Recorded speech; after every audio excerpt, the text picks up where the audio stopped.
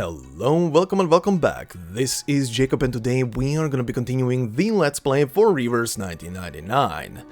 Alright then, so we have one more of these character stories left here for the prisoner in the cave, which is obviously for 37. Last time we checked out the story for 6 and once again, my god, that was good. That was such a good story.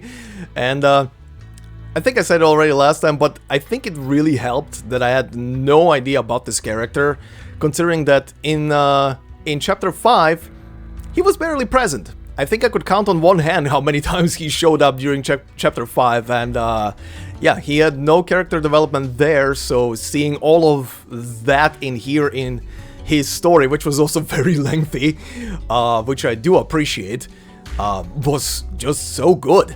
It was such a good little, like, anecdote for the character that, yeah, damn. It really surprised me. But yeah, this time around we're gonna check the one for 37, and then next time we can finally move on to Chapter 7 and see what the hell is happening there. But before we do any of that, as always guys, thank you very much. And on the previous episode, Spellbook said, "That was so good! I didn't remember the story much because I played it exhausted at night before the event ended. A lot makes sense now." 37 story is just slightly shorter, but it has some puzzles, you know. Just a choo-choo amount, you know. Very easy. Bing, bang, bosh. 1 hour of recording. God. And they get easier as you go along too. I started an hour or two before the event ended and finished before the deadline. Well, if you're a math puzzle man like me, that is. Spellbook, thank you very much, and to everybody else who was saying that there will be math puzzles in this one. Thank you, all of you, collectively, for instilling the terror and the dread of mathematics into my system. Yeah, this will be fun. I really hope there's simple math puzzles, cause it's been a few years. It's been a few years since I had to do anything mathematics related properly. Again, I think I said this before, but I am 37 and it's been probably like 15 plus years at minimum since I had to do anything math related. So you know, most of those formulas and stuff that they keep hammering into your head. Oh, you will need this in the future. No, most of the time you won't. I can tell you right now, you won't. It comes in useful, but yeah, most of the shit is never gonna be used. It depends on the job, of course, that you're gonna be taking in your adult life, but I'm gonna tell you right now, most of the mathematics never made a cut in my life. None. Outside of the basic math. But yeah. Anyway, Spellbook, I'm happy that you enjoyed the story. And basically your revisit to the story, rather. And that did put stuff into perspective, which I'm guessing has to do with Chapter 7, because I did see another comment saying that stuff that happens here does shine quite a light on 6's decisions and stuff that happens in 7. Obviously not spoiling me on anything, just saying as a foreshadow, which I was kind of expecting that it's gonna have some kind of repercussions in that chapter. But yeah, anyway, Spellbook, thank you very much. And as I've seen from the comments that you guys also put in the previous part, 6's story is a lot of people's favorite story, it seems. Well, maybe not for everybody, because I know most gacha nerds focus on the you know, on the boobas, but so far I'll happily say out of the ones that I have read, and there hasn't been too many, it's definitely on top. It's definitely like my number one right now. And we'll see what else is gonna come close or maybe even surpass it in the future, if it resonates with me, that is. But yeah, that'll be for next time. So, let's proceed into As the sand remembered. I think I saw one of you guys mention that compared to Six's story, which was, again, what it is, this one is more slice of life? I mean, if that's the case, that is quite the dynamic and I kinda like it. Let's see.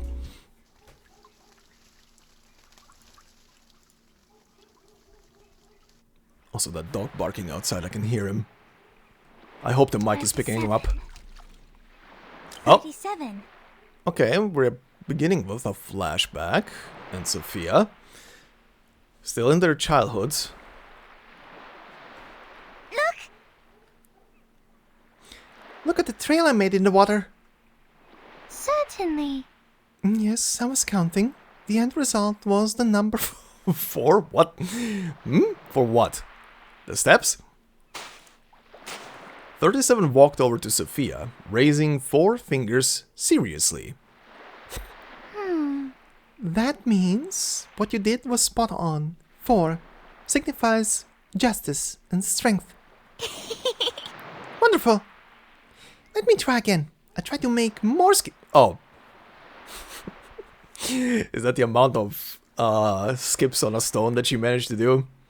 I'll try to make more skips this time. 1, 2, 3. Excitedly, Sophia picked up a few more smooth pebbles, only to receive a puzzled look from her companion. You got the right answer already. Why throw more? The question made Sophia pause, and she matched her puzzled face.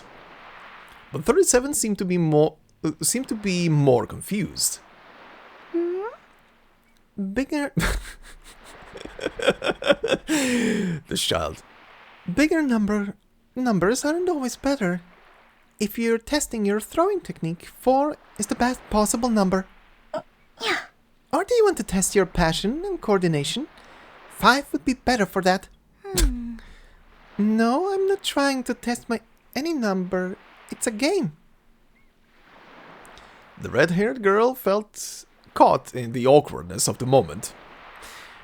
She hadn't been on the island for very long, and the seriousness with which they took arithmetic still left her feeling alien. I can attest to that. Thankfully, she had a companion who was well versed in these matters. A game. Oh, a game. Like kotabos? The hell is a kotabo? Like kotabos, where you fling wine dregs from 2-handed cups at dinner parties? Uh-huh. I guess so. I mean, it almost sounds like skipping stones. Uh-huh. She had agreed without really understanding the specifics, but not wanting the conversation to stall. Or to disappoint her new friend. Oh. Fine. Okay, sure. I don't get the point of all this. Huh? 37's brow furrowed, as if let down by her companion. So...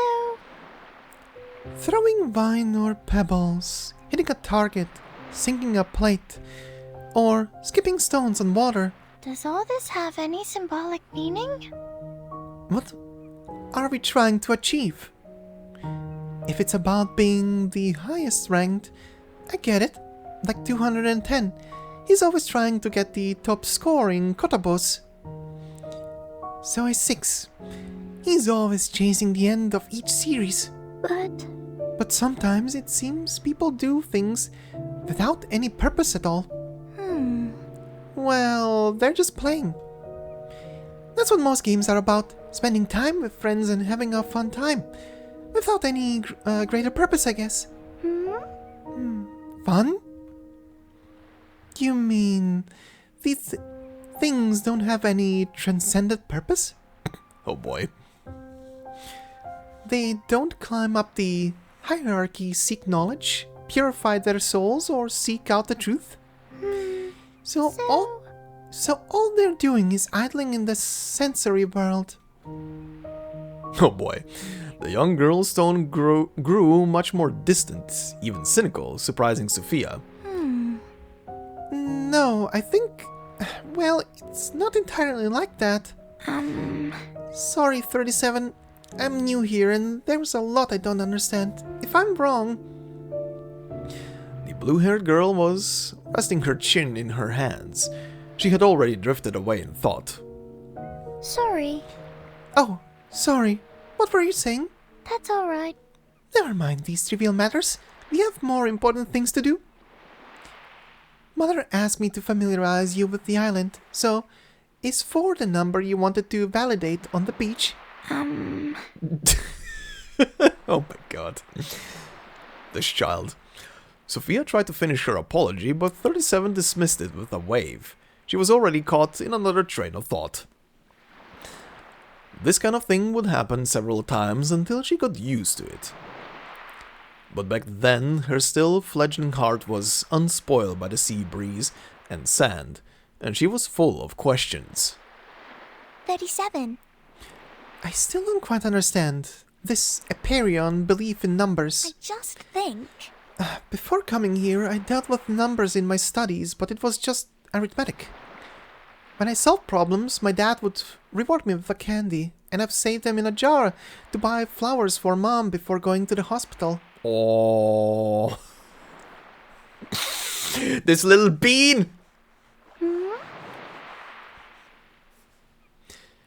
Sophia realized she was saying too much. It wasn't the right context, nor did it concern her new friend. But... Anyway, my impression of numbers is all caught up in those textbook exercises, far removed from these abstract, transcendent meanings. Like, I don't understand why you believe that numbers are eternal. Because they are eternal. 37's answer, more a declaration, was yet more puzzling, making Sophia regret asking at all, and risking offense. Thankfully, prime numbers like 37 are nimble-minded. At least that is what she would say. But... I don't know how to explain it with words, but I have the perfect example. It was Euclid who once proved that there are an infinite number of prime numbers. Prime numbers. Like how 37 is a prime number? Certainly. Yes, 13 is prime, 23 is prime, 37 is prime, and 337 is also prime. Their factors are only 1 and themselves. They cannot be divided by any other natural numbers. Prime numbers can go on infinitely, but how can we prove this? Oh boy. 37 enthusiastically wrote a series of numbers in the sand, finishing with a circle at the end. A circle.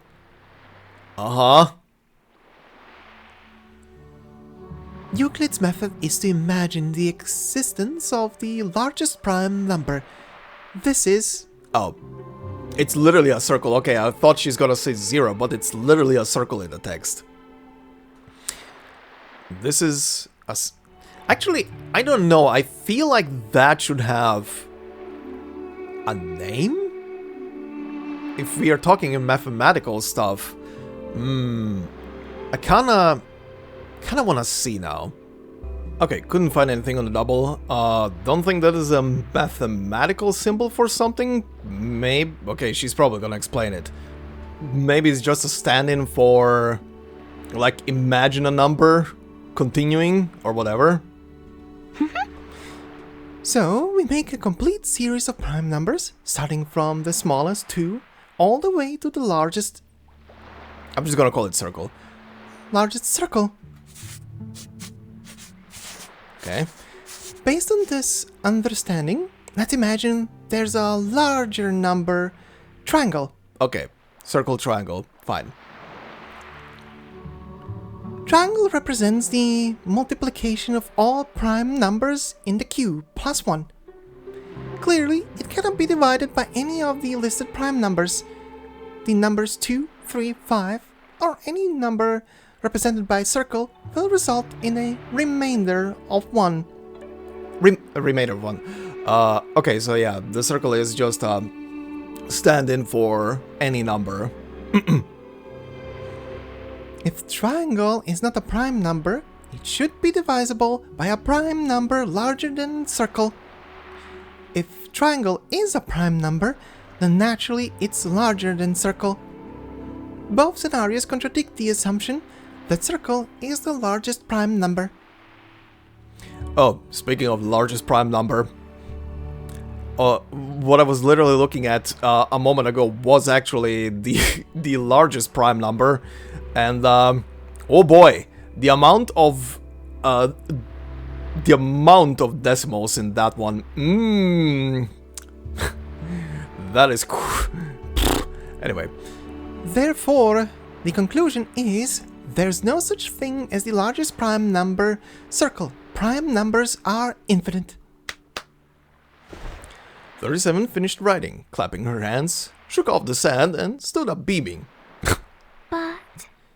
I heard about this theorem at school, but I still don't understand what it means, really.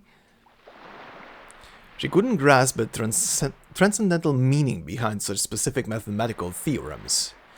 To her, they were strict, correct, but nothing more than chalk particles on a blackboard, monochromatic, sharply defined, and barely soluble in water. And that was all. I can vibe with Sophia. Mother told me Euclid wrote down this proof over 2,000 years ago. She said, the person who wrote this proof will die. The paper that recorded this proof will decompose, and we, who read this proof, will also one day disappear. Everything will be washed away like sand on the seashore. Certainly. But this proof will endure, always correct, beautiful, and intricate, to be admired by every future generation. I suppose that's eternal. Everyone on the island tells me I'm special. Prime numbers are like the foundation stones of arithmetic. All integers are derived from prime numbers. But I'm one of a set of infinite prime numbers. There will always be more, newer numbers. So, I'm not truly special.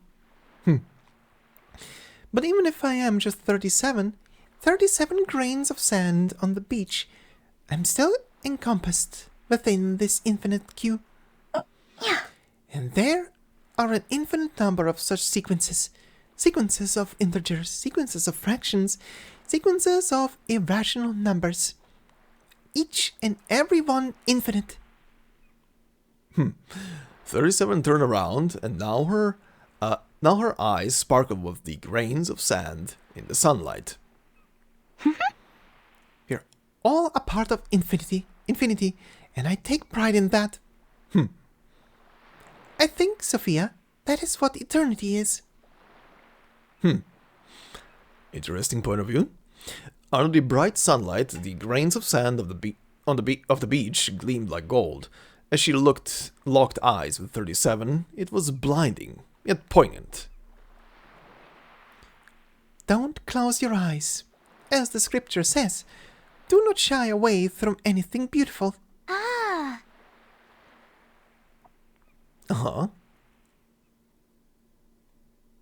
Alright. Flashbang for my eyes. Zoom in. Hey, current time. As time passed, I often remembered the theorem 37 told me.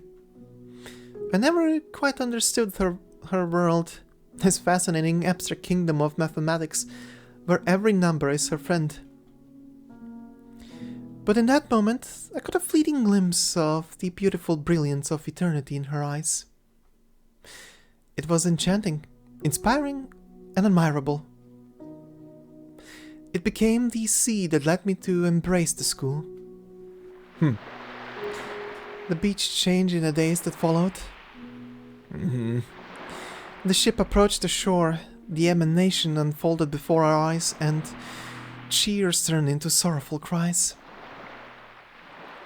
Eventually, all that remained of what we lost were cold, lifeless, geometric shapes. Yet through it all, 37 stood unwavering.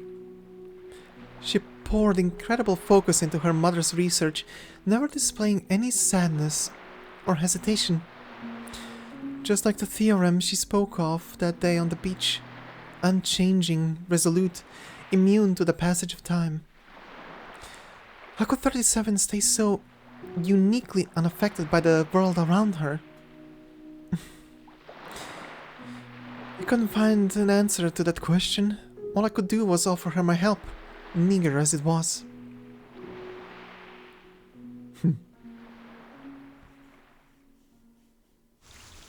No? Very interesting. Oh boy. Okay. How many do you have? 2, 3, 4, 5, 6, 7, 8, 9. Wow, it's one less. Alright. But apparently this will have some mini games, so let's see. A children's game. Uh-huh.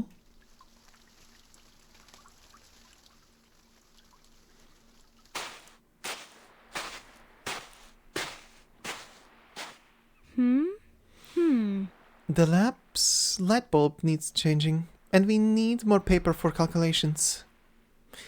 37 mentioned last time that we need... Hey! Actually, very stupid question, because I don't know the full roster of... well, probably not a stupid question, but still, maybe. Because I don't know the full roster of this game. But is Sophia playable? I don't think she is, right? I don't remember ever coming across her as a playable character or something. She's very detailed for someone who isn't in that case. Maybe a future character? Oh, hey, Sophia. You look like you're in a rush. Something urgent? Not exactly. I'm just heading to the lab to check on 37's progress. 37, it's been a while since she made an appearance on the beach. Perhaps she's still digging into those remaining records. No one else can handle them. Every time the emanation came up in conversation, the atmosphere seemed to darken in response. It was as if navigating around the edge of a storm. Don't worry, 37 will figure it out. And hey, take care of yourselves. Both of you. We don't need you to wear yourselves out. I understand. Thank you, both so much. Sophia extended her hand in a gesture of goodwill. After sharing those brief pleasantries, it was time to continue on their way.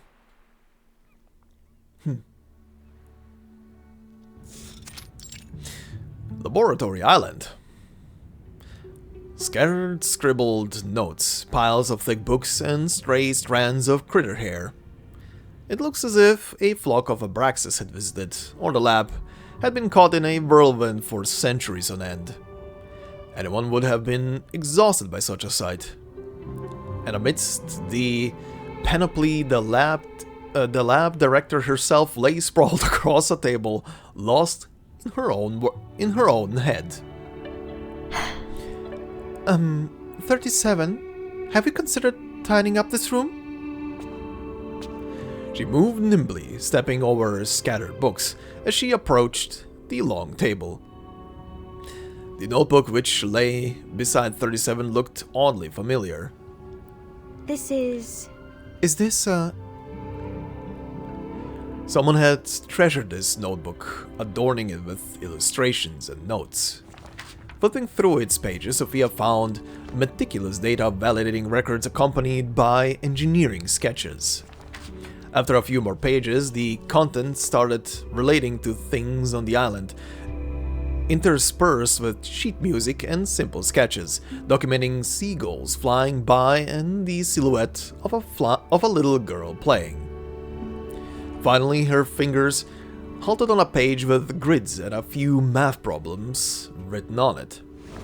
Sophia! Oh, Sophia, you're here! Oh. 37 rubbed her eyes and quickly shifted her attention to the notebook Sophia was holding. Oh, I found this little book while looking through the one of the these piles. There's an absolute plethora of notes inside. I wanted to see if there were any records relating to the emanation. 37 straightened up, carefully inspecting the page Sophia was reading. Oh god. Uh-huh. Interesting. Not gonna lie. Some of these diagrams remind me of one of the 3 doors, the one with the lighting puzzle. Huh. Okay. I remember this page.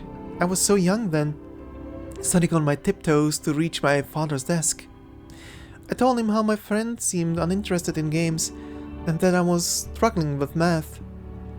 He brought a stool so I could see the words as he wrote in his notebook. It's just... Sorry, this isn't really important. She closed the notebook and turned to 37. These are riddles for kids.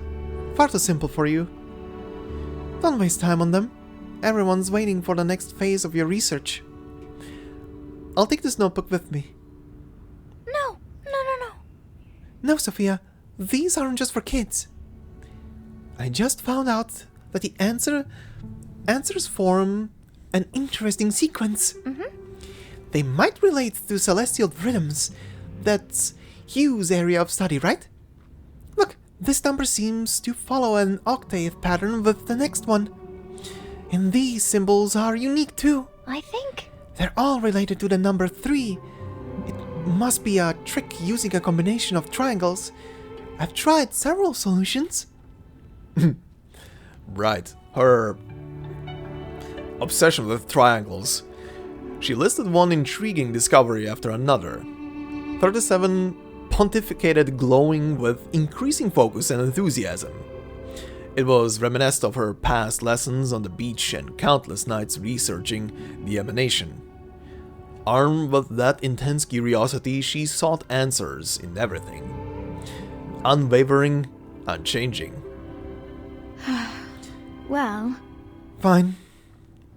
If that's the case, then I'll help you find the answers, 37. Oh boy, this is where the minigame kicks in. But let's be quick. Afterward, you'll focus on your main research, right? Sure. Of course. It shouldn't take long. I'm almost certain. First, we should find a spacious spot. Something close to the one described in the notebook. The notebook rustled in 37's hand. Her fingers skimmed the pages, capturing fleeting sparks of inspiration as she sped toward the lab's exit. I hope this won't take too long. Should I really let her waste time like this? Let the kid play.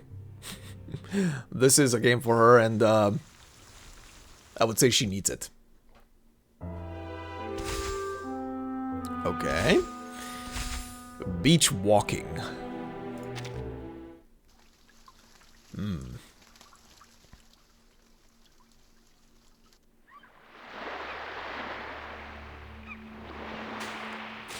Strolling along the familiar path on the beach, everything looked as it did before. The sand was sand, rocks, only rocks.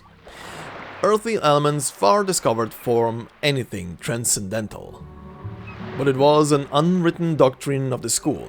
A walk by the sea helped one contemplate the truth. Oh, I missed that flock of seagulls. Be careful! Careful, 37, next to you! The startled birds flapped and cawed, shaking off in a flurry of sand and feathers. 37 brushed away the debris that landed on her paper, continuing on without fuss. Sophia caught up with her, hurrying from behind, at last breaking her focus. Something wrong, Sophia? Oh, nothing. Any new discoveries? Nothing yet, but I thoroughly dispelled the dark clouds from my mind. The sea breeze may not aid in finding truth, but it is invigorating in its own way. But as if to challenge her claim, a yawn escaped her. Oh, so sleepy. Yay! Look, it's 37! Have you discovered anything interesting lately? Care to tell us about it? Or like this? Perhaps we should... Perhaps we should start calling 37 the Star of Hermes like 210 does. I mean, it sounds like an honor, doesn't it? Anyway, good afternoon, 37. They passed a group of children who overtook them with curiosity and warm greetings. Everyone had known of 37's curious methods for her research, and so few were surprised to see her strolling along the beach with a notebook in hand. Afternoon. Playing hopscotch? Better move a bit further, or the waves will mess up your lines. Waves. Each drop in the waves moves in a circular motion. When the crest of a wave exceeds 120 degrees, they crash with a whoosh. But the answer sequence seems unrelated with these waves. What could it be then? She briefly dove back into her thoughts, but as their leader approached, she snapped out almost as quickly. 266, 267. Oh. The leader sidestepped them around. Okay, I'm noticing a lot of typos in this one compared to the previous one. The leader sidestepped around them silently, as if trying to make a quick escape. Such effort rarely turned out as expected for him. Huh? 6, you're here too. What methods are you examining with your walk? Are you counting your steps along the beach? I think. Perhaps you're taking 6,666 steps because you're 6? Oh, but that number isn't optimal. Let me suggest... Fucking damn it. She... 6 definitely avoids 37's quizzical advice and changed the subject. Why aren't you in your laboratory? I discovered some puzzles you left behind, so I've opted to decode them with Sophia. She happily waved the decorated notebook in her hand towards 6. Actually, These puzzles are mostly children's games. I can assure you 37 won't waste too much time on them. sure. They are indeed rudimentary. Oh, I figured out the clue I overlooked. Thank you, Sophia. I have it now. Essentially, They're games, so you must play through them to understand Hugh's intention. And it just so happens there are already 3 of us. You, me, and 6. You are in this now, 6. You want it or not. Imperceptibly, 6's hair stood on end.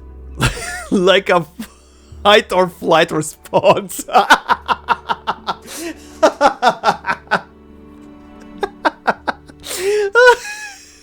Oh no, run! Sorry, there are other matters too that call to my attention. We used to play together often, didn't we? I think. The present is no different from the past. Time is merely a procession of knots on an infinite rope. It doesn't matter where you start counting. No. Thank you for your invitation, but... As 6 spoke, he took a step back. The language was clear, implying that the conversation should end here. There. Unfortunately, these social cues were lost on 37. You're in this, if you want it or not. Fine. Excellent. I'd like to use this beach to gather anyone interested in the game. I assure you, it'll be done before dinner, but we simply cannot ignore this pressing issue. Very well. 6 turned to Sophia, nodding an almost imperceptible plea to her. He just wants to go. In addition, Please evaluate the feasibility of 37's proposal. I shall leave this with you. But I'm afraid I must take my leave. He took a step forward, pausing for a moment. I'll start from 268. Thank you. Finally, he resumed his interrupted walk, narrowly escaping 37's notice as she returned to her thoughts. Oh, You know, 6 is the best riddle solver among us.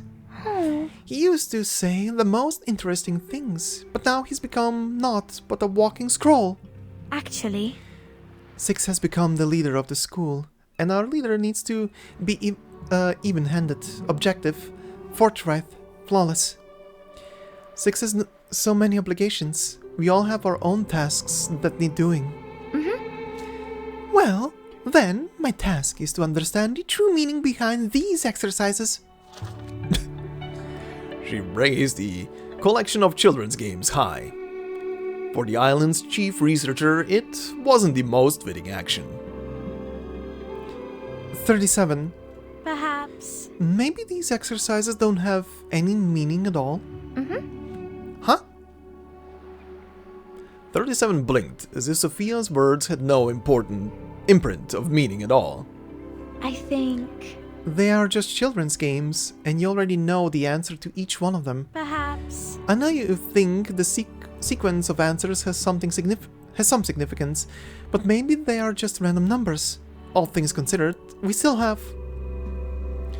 Their conversation could have carried on about people's expectations, duties, and obligations, but the sea breeze suddenly drowned out her voice.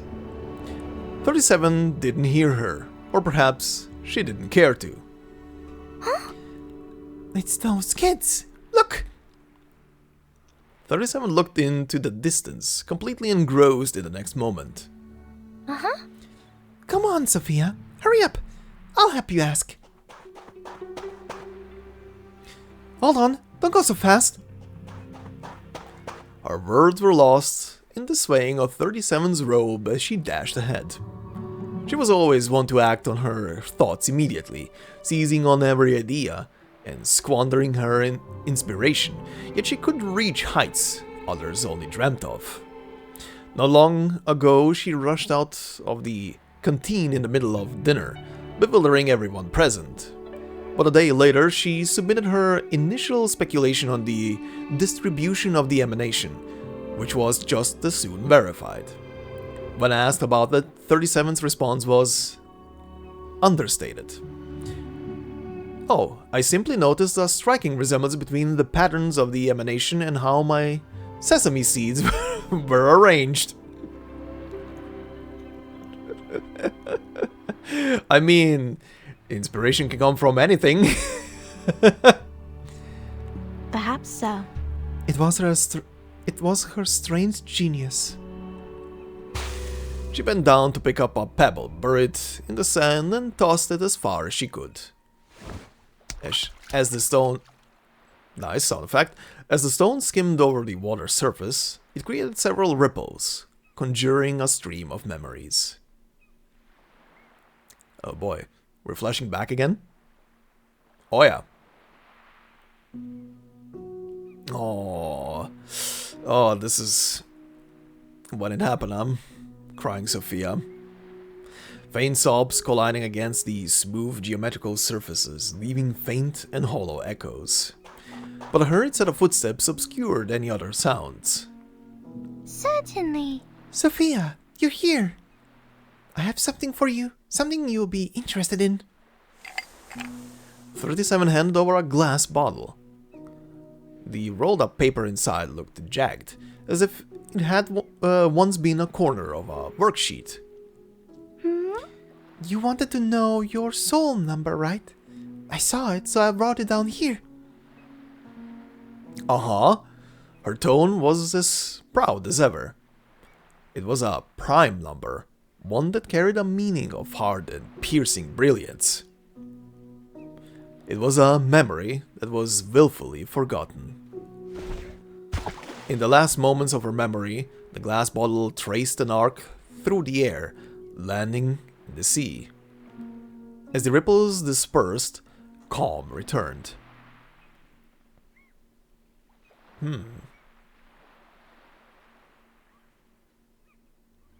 Sophia!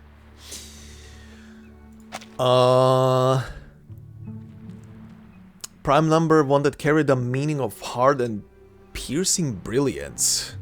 Hard and piercing brilliance. What did she call number 4 again? Right. 4 was justice and strength. Hard and piercing brilliance. Okay.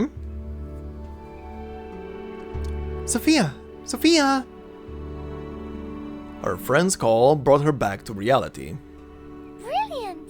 There are more people interested in this game than I thought.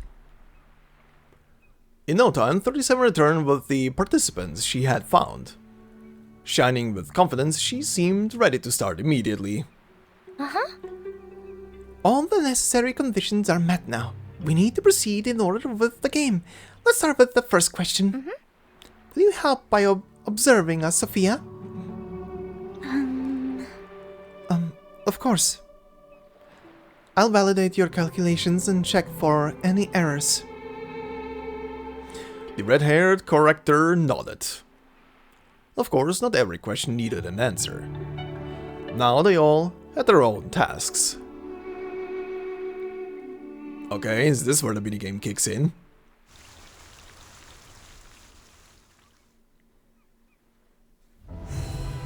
Oh yeah. Oh boy, let's see. 37 will summon the participants to the game. Follow the prompts to converse with the participants in the scene, confirming their respective selected shapes. Okay. Hello there. Hello there! So, let's start by choosing our shapes. Starting from the left side, we'll all choose one by one. She lifts her notebook high, showing it to the crowd around her, waiting for instructions. I just noticed him! He's just walking slowly away. I have nothing to do with this. I will just keep on walking, undisturbed. Do not approach me. Please wait. Choosing from these 7 geometric shapes, I think I'll choose in order. The monad, that from which all things originate. I choose the symbol to show respect to a parent. It's like this. Oh, you're right. I love the unity and universality of it. The question is... I choose this line segment, made of 2 points joined together. It represents both fusion and division, with endless possibilities. That's great! No problem. That's an interesting point you bring up as well. I think... We need one more shape. 1, 2, 3... I'll take this one. Is the triangle. a perfect number. There's a nice golden ratio hidden in the star shape, and it's a good choice. Good. Now we can start inferring. After confirming these selected shapes, the game can officially start. Follow the prompts on the left to gradually form the argument. Explain the puzzle. Inform participants of the game's topic. Okay. Let me think. The first question in the notebook is: there is a well 8 meters deep. A small snail starts climbing from the bottom. It climbs 3 meters during the day and drops 2 meters at night. How many days will it take for the snail to climb out the well? That's the question. Did everyone hear it clearly? I can read it again. Everyone shakes their heads in unison. It's like this. The game is simple. We just need to line up in the correct order to represent the steps that solve the question. Okay. After ascertaining the topic, corresponding deduction steps will be allocated to the participants. Okay. For instance... The monad represents climbing up 3 meters. Yes. Got it. The allocated deduction steps will be recorded in available shapes. Okay. Oh god. These are the allocated deduction steps. Please continue allocating all of the remaining steps. Okay. Monad equals climbing up 3 meters. A small snail is crawling up from the bottom of a well 8 meters deep, climbs 3 meters during the day and drops 2 during the night. Demonstrate how many days does it take the snail to climb All on well. Okay. Here you go. The line segment represents dropping down 2 meters. Yes. I'll remember that. Okay. Line segment. And then Finally, the pentagram represents adding 1 day. a perfect number. I think everything is set now. You've successfully allocated all of the deduction steps required for this topic. Please try starting your argument. Oh boy. This is the topic you need to argue, yeah. Tap to place the deduction steps in the action sequence. Arrange these shapes logically to complete the demonstration. After selecting the deduction steps, the recorder will record the results with precision. Okay. When there is an error in your argument, the corrector will fulfill her responsibilities. If you don't know what to do, you can also borrow the Star of Hermes' Eureka to shed some light on how to solve the puzzle. Okay. For instance, The key to this is chronology. The snail always climbs upward during the day and drops downward at night. I mean, you're literally showing me this one, but yeah, that is pretty much it. Solve the puzzle by arranging the shapes. You need to arrange the shapes according to the requirements of the question. If the order is incorrect, you won't be able to argue. You'll need to eliminate the errors first before you can continue solving the problem. Tap to explore problem-solving ideas. Okay. Okay, so yeah. Current 5 meters from the well, it is day 1. Currently 7 meters from the well, it is day 1. Currently 4 meters.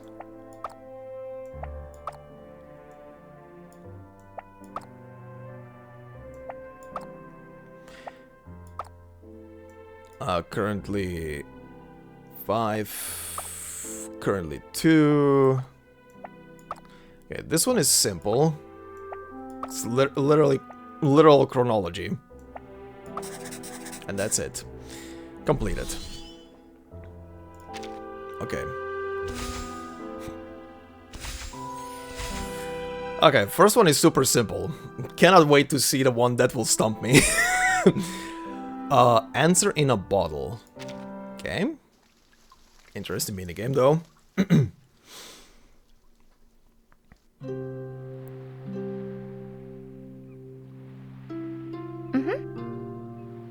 I love this tune. How's it going? You followed all the steps in order, right? yes, Yes, I've numbered them and made notes. that's great. Wonderful. That will be a most valuable resource. Now on to the second question. Oh boy. The woman in plain robes continued with the game, methodically going through its motions. It was nothing more than a simple game for kids. To the corrector, it all seemed amusing. Here they were brilliant minds meticulously recreating child's play on the beach, instead of tackling the great questions of their age.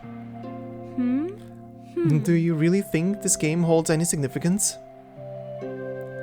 As soon as Sophia asked this, the woman recording the answers turned and gave her a smile. Feeling bored? No, No, not really. 37 believes that by completing this game, she'll understand some hidden meaning in the sequence formed by the answers. actually, But my father was pragmatic and always focused on the present. Like me, he didn't have any eye for these sort of abstract things. I think... I doubt this notebook could contain any of the transcendental meanings 37 is seeking. They will either find some meaning, like obviously she was a child, so she might not have the same perspective of her father like other people do. Because obviously a parent will look differently to a child than to anybody else, and how they're presenting themselves as well. So it could very well be that there is some kind of hidden message in there, but I think the actual hidden message is gonna turn out to be you need to play and relax sometimes to let your brain rest, no matter how gifted you are. Everybody needs rest. Anyway, we'll see. Honestly, at first glance, you can easily see the results. The answers to each question form a 10-digit number, 63334345533. I can't believe it. I can't see its value, but 37 must be doing this for a reason. After all, she's always the first to grasp the essence beyond our understanding. The craziest thing would be if her father somehow made this children's game and by accident concocted some sequence for something crazy. Could also be. Essence. She had never associated her father's notebook with the notion of some transcendental essence. What essence could a set of children's exercises in an old book possibly hold? I don't know. If this is just a waste of time, it could erode everyone's trust. Then I am... The corrector furrowed her brow with worry. She felt as if she had to rectify this mistake. Sophia! Sophia, what's on your mind? Her friend's sudden appearance caught her off guard, forcing her to take a step back. It's just... Oh, nothing. Never mind. She forced an adjustment of her demeanor, hiding any sign of her flustered thoughts. I was just thinking, 37, are these games perhaps too simple for the others? Are they? 37 tilted her head. I think... But there is nothing simple about any set of numbers, nor any set of answers. Essentially... Indeed, the simplest numbers often hold the deepest meaning. Even a number as singular as 1 holds the origin of all mathematical thought. It's like this. I believe the problems in this notebook are no different. I understand. Of course, you're always right, 37. Perhaps... But perhaps instead of these simple games, we could, work on more important things? 37 finished her sentence, catching the red-headed corrector off guard once again. 37's eyes followed her as she took a step forward and fired off a series of questions of her own. Sophia, you keep repeating yourself. So then, what's most important to you?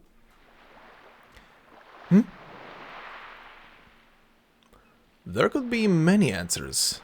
Their research on the emanation, the school's public affairs, or perhaps even just the fate of the small island. But...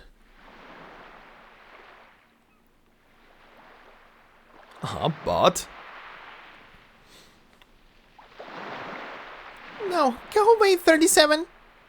I know you're right. You're always right, but I don't want to know. I don't want to know my number anymore. Oh boy. The glass bottle shattered the water's surface. The splash rang heavy and bitter. I'm sorry. They both knew the ancient instruction, know thyself. But the most important answer had already been swept away by the waves, lost in the endless depths of the sea. Oh. Oh, still in the flash. Oh, no, never mind. I think...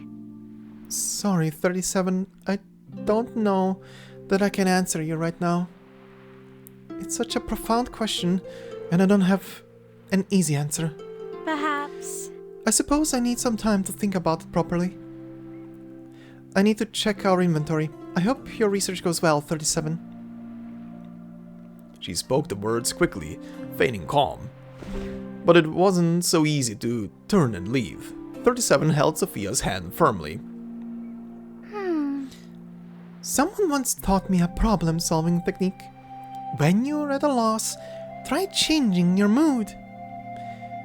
It's a useful trick, one which I've tested many times.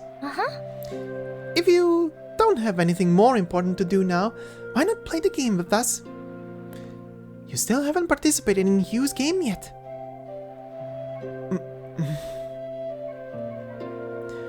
It was always so impossible to let go of that hand. Aw. Well, Alright, but remember, you promised to finish before dinner. sure. Of course. Anyway, Six is still walking around the island. We have time before he reaches 4 digits. That is your hourglass? Alright. That's funny. Come on, Sophia. Let's tackle the next question. Oh boy, here comes the next one. I'm not ready. Answer in a bottle, explain the puzzle. Okay, let's see. What's the next question? The second question is... A fur ball with a pretty geometric pattern on its head finds 12 grapes and intends to carry them back to a cave 6 meters away. Okay, 12 grapes, 6 meters. It can carry up to 6 grapes at a time, but it eats 3 grapes every 3 meters that it advances. Jesus. How many grapes can it bring back? 37 reads the question word for word, then turns expectantly to Sophia. Uh-huh. Sophia! You did promise to come and play just now, didn't you? Well, Of course, I wasn't just saying it. The corrector reluctantly confirms with 37 again. She will stay and participate. it's like this. Then take a look at my notebook and pick whichever shape you like. Perhaps. I'll think it over. Do you have any suggestions? If Let me think. If I were to make a suggestion, I would say that this rectangle is a good fit. Mmm. Oh. Okay. This is... Is it because of the meaning of 4? Justice and order. That's indeed suitable for a corrector. Thank you, 37. I think this is the one. The scripture says... I remember you did a proof about it. Not that it left much of an impression, but I believe there was such a thing. And then... However, in this question, the rectangle represents returning to the pile of grapes. I understand. Got it. That said, 210 sometimes drops grapes while walking, but I've never seen those fur balls following him. Essentially... The description of the question isn't righteous enough. Perhaps. Maybe it's because he always talks so loudly, so the critters don't dare to come near. Sure. Hey. Let me see. This time the monad represents moving forward 3 meters, or is it 6? No, that's It's- not right. It's carrying as many grapes as possible. Well, it was just a wild guess. Okay. Your number. This time, the line segment represents advancing 3 meters. Got it. Okay. There's still the step of putting down all the grapes, which belongs to the pentagram. Okay. So, the monad is carry as many grapes as possible. This is 3 meters. Return to the grape pile. Okay. Drop all the grapes. So a critter found 12 grapes and plans to carry them to a cave 6 meters away. The critter can carry up to 6 grapes at a time and can move up to 3 meters at a time with grapes on its body, but it will eat 3 grapes. Help the critter select a movement strategy to find the maximum number of grapes that can be carried back. Okay. The critter has found 12 grapes and plans to carry them 6 meters away to a cave. Okay. So, Carry as many grapes as possible. Meters from the cave. 6 grapes on me. 6 grapes at the starting point. 6.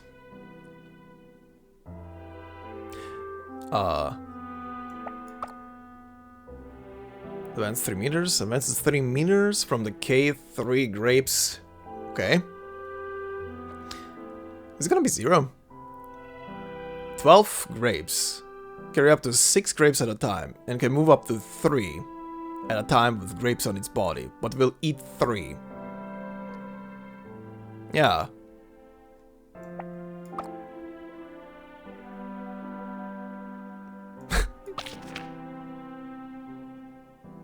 You can bring...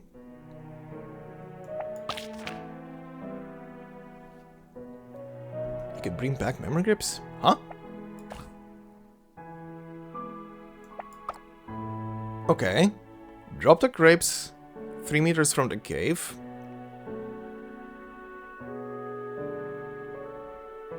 Oh, and can move up to 3 meters at a time. Okay. Drop, return to pile. Carry as many as possible. 3 meters again. Drop.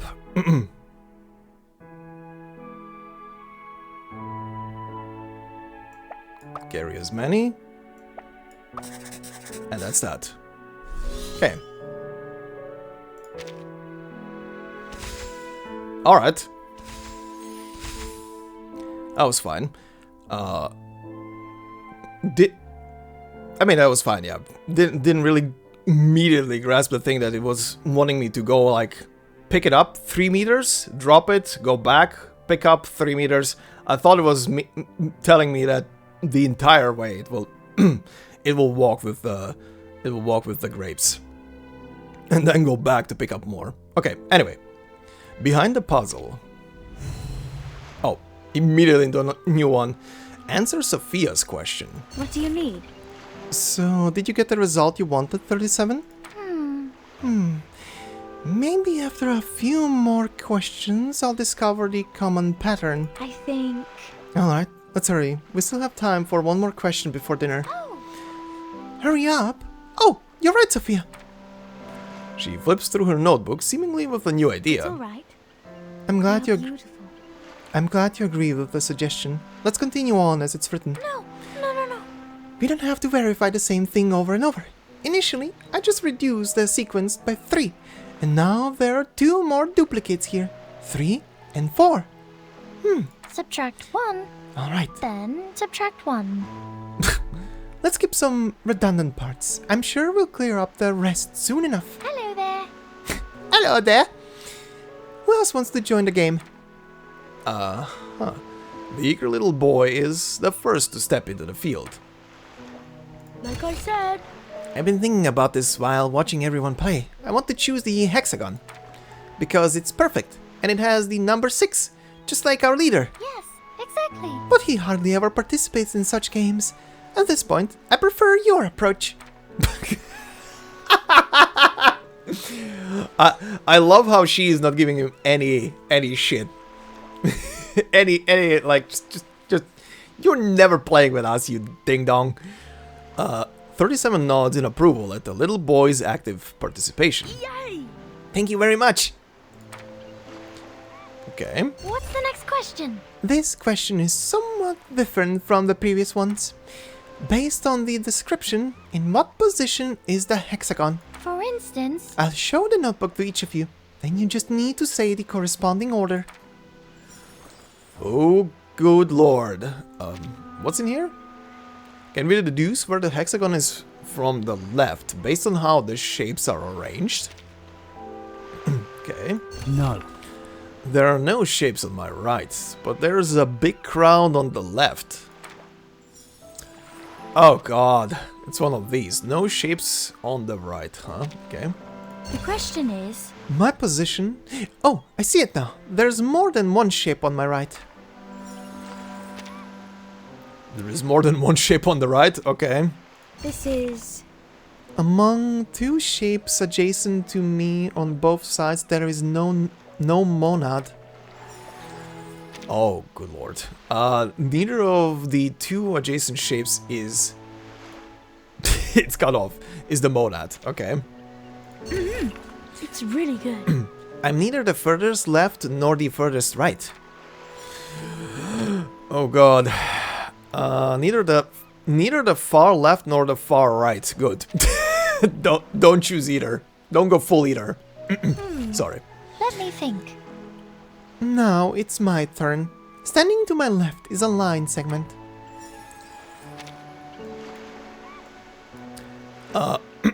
Pardon? The line segment is adjacent to the left. Okay.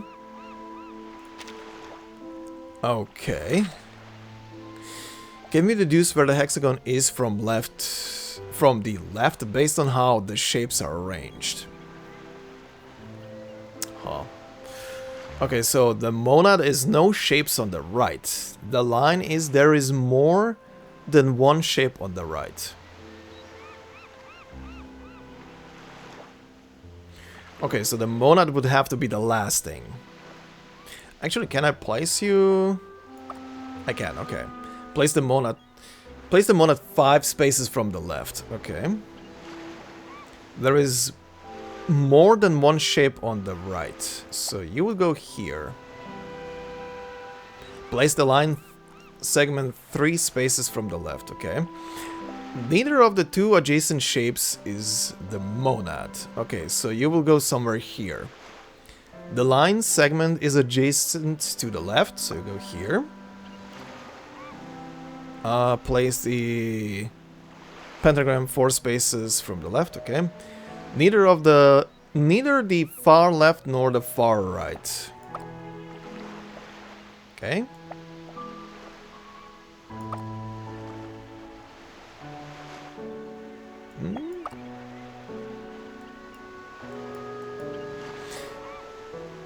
Hexagon is in the wrong position.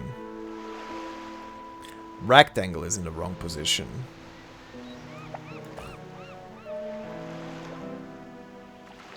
Okay.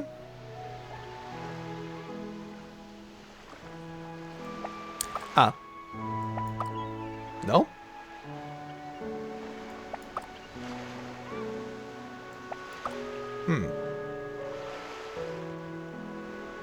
Oh. There we go. There we go. There we go. Okay, this is more of a logic one.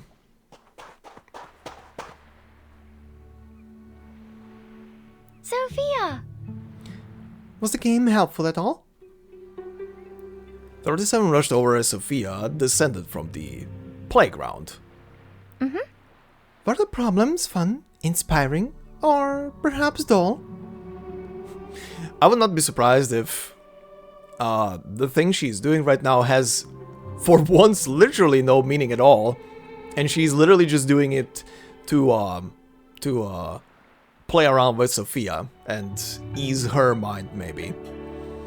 Should the result be logged or just discarded in a corner of the lab? Actually, Well, they weren't as dull as expected. Breaking down the logic was pretty straightforward. For a kid just arriving on the island, it's a decent puzzle. perhaps. If I'd played these as a kid, I might have warmed up to math more. Perhaps I'd even have understood the whole everything is numbers thing a little sooner. But in the here and now, they don't feel very practical nor enlightening. Oh, I see. Let me No think. luck, it seems. What could we be missing? With obvious disappointment, 37 flipped through the notebook once more, diving deep into her thoughts again. It was getting dark, and the others began leaving the beach. It seemed 37's games didn't yield any results. For her assistant, this seemed like the expected outcome. These games appear to be more of a basic educational tool than something profound.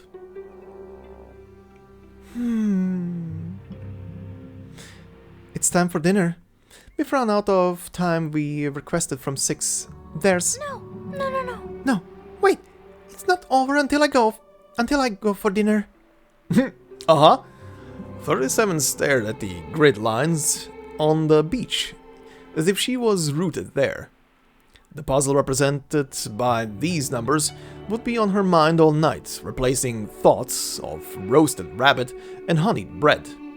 Although it was clear that this number sequence didn't hold any profound meaning at first glance. What if everyone just hadn't looked deep enough? Perhaps. I have some free time tomorrow morning. Maybe we can give it another shot then? When Apollo first rides out chasing the dawn, we might discover a fresh perspective. Do you think so? Otherwise, you'd stay here all night? Sophia sighed, once again realizing she was indulging 37. I don't understand 37. Why are you so convinced there's some hidden significance in this sequence of answers? Huh? Because it's right there. I feel it, if only vaguely. When Hugh jotted down these numbers, they contained a strong emotion.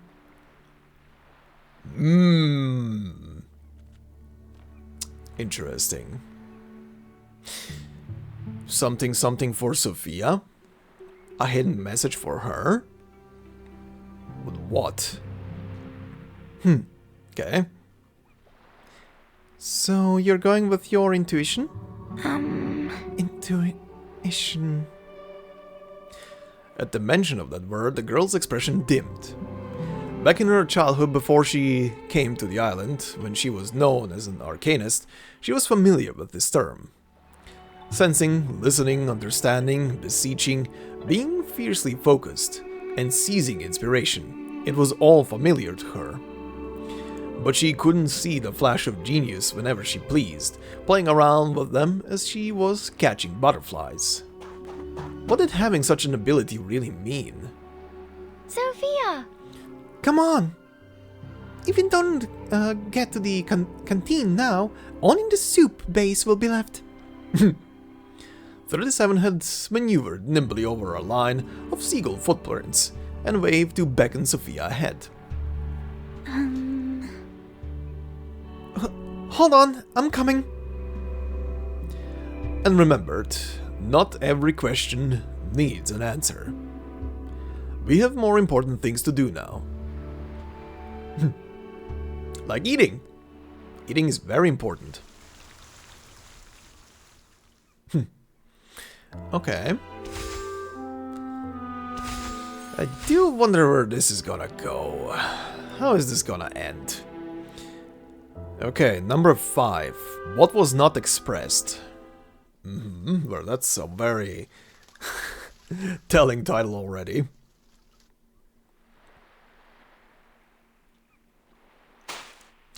Mornings on the beach were meant for quiet strolls and relaxation. Sophia's plan to arrive early and clear her mind seemed wise. But things rarely went as expected here.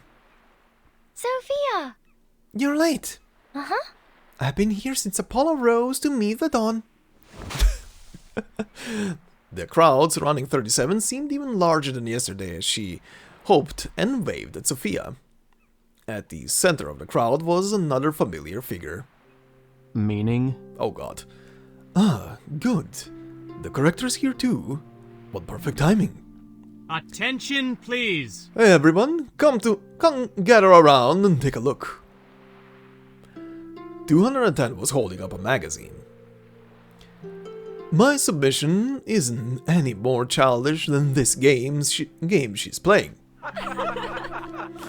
Some chuckled. It was a common occurrence for the islanders familiar with their banter. 210 confidently presented the magazine to Sophia and 37. The magazine pages were a mess. Amid frivolous news and various announcements, a crumpled mathematical proof huddled in a corner. Fortunately, the author was still identifiable. This is... A treatise on the linguistic structure of truth. 210. Is that your name? The towering theorist just spread his hands out in an overproud twist without confirming. In fact? Certainly, it was no easy feat, given our island's isolation, to get this published. But where there is a will, there is a way. Submitting these mathematical essays to outside publications is just the beginning of my many accomplishments to come. I think he's overblowing the difficulty of reaching out. And is this really a mathematical treatise? Seems like a lot of words. Sophia flipped through the magazine quickly. It was nothing more than a common railway journal. 210's essay was listed in the Experts of Anecdotes column. To publish a paper on truth in a magazine like this, The editor's comment is, although the content is obscure, the wording is elegant and worth citing. That's impressive, nonetheless. The compliment was genuine, and the already haughty theorist's confidence grew even more. 37, though, crossed her arms in a breathless huff. Uh-oh. No, that's not right. I've read that article. It's pure sophistry. Your premise is flawed and the central thesis overcomplicated. The beauty of mathematical truth lies in its simplicity. These nonsensical embellishments only lead to misinterpretation. It's cumbersome, frivolous, and most importantly, it lacks good process. I think... This is all just clever rhetoric, lacking in any substance. Wasted space and meaningless platitudes. Damn. Meaning? Is that so? More meaningless than all this child's play. Or perhaps this magazine is simply enough for you? Is simple enough for you? Are these piddling lessons in basic reasoning and arithmetic the truth you're looking for? Have fun, 37. Well, that makes sense for a child. Carry on with your fun and games then. The children at the beach had eagerly gathered around 210, forming a lively crowd. At an age when curiosity reigns, they were always interested in this kind of biting debate. The arguments, conflicts, grandeur, and aspirations converged on a single number. 210. Your number. Clearly contains 3, 5, and 7. 3, 2, 3, 5, and 7. You've just lumped them together without using them effectively. Jesus, cannot read today. Oh, so now you're accusing me of being insincere. That I'm making frivolous gestures only to flaunt my intelligence. Well, that's outstanding. How very logical of you. But all this debate allows me to speak the truth that the others are concealing from you. These are games for children, 37. Meaning?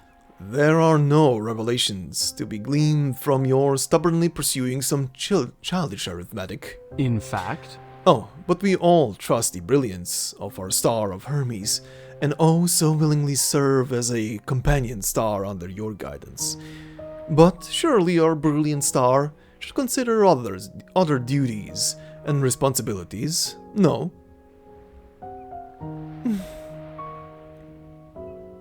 Sophia stepped in, breaking the tension at just the right moment. Actually... Don't be so serious, 210. We're just passing the time before breakfast with some games. And 37 isn't forcing anyone else to join in. But I agree, perhaps these games are too simple. In your opinion, what changes would it need? Obviously, the questions should be harder, more fitting our caliber, and there should be scores and rankings, and some sort of elimination and revival mechanism.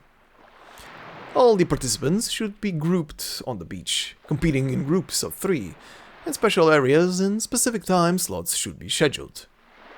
No. You are overcomplicating this, buddy. What? Absolutely not. 37 forcefully interrupted 210's exciting rulemaking. Object. This game and its questions were left behind by you for a reason. It's simple because it was designed for children. I don't want to compete with anyone. I just want to understand the hidden meanings within the sequence of answers you left. Of course, if it were more complex, then the participants might enjoy the thrill of its intellectual pursuit. I think... But the beauty of the game lies in its simplicity, just like numbers themselves. Stripped of all embellishments, 1 is 1. The essence won't change. People, stones, trees, and physical things decay, deteriorate, and change, but 1 remains.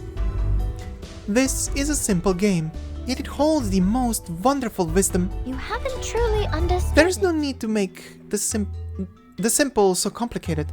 All these facades may grab attention, but it strays from the game's true essence. Meaning? So you yourself admit it's dull and monotonous. I simply articulated the same meaning with words to make them more convincing, without distorting the truth. Some of his followers in the crowd nodded as they listened. They were captivated by his rebuttal.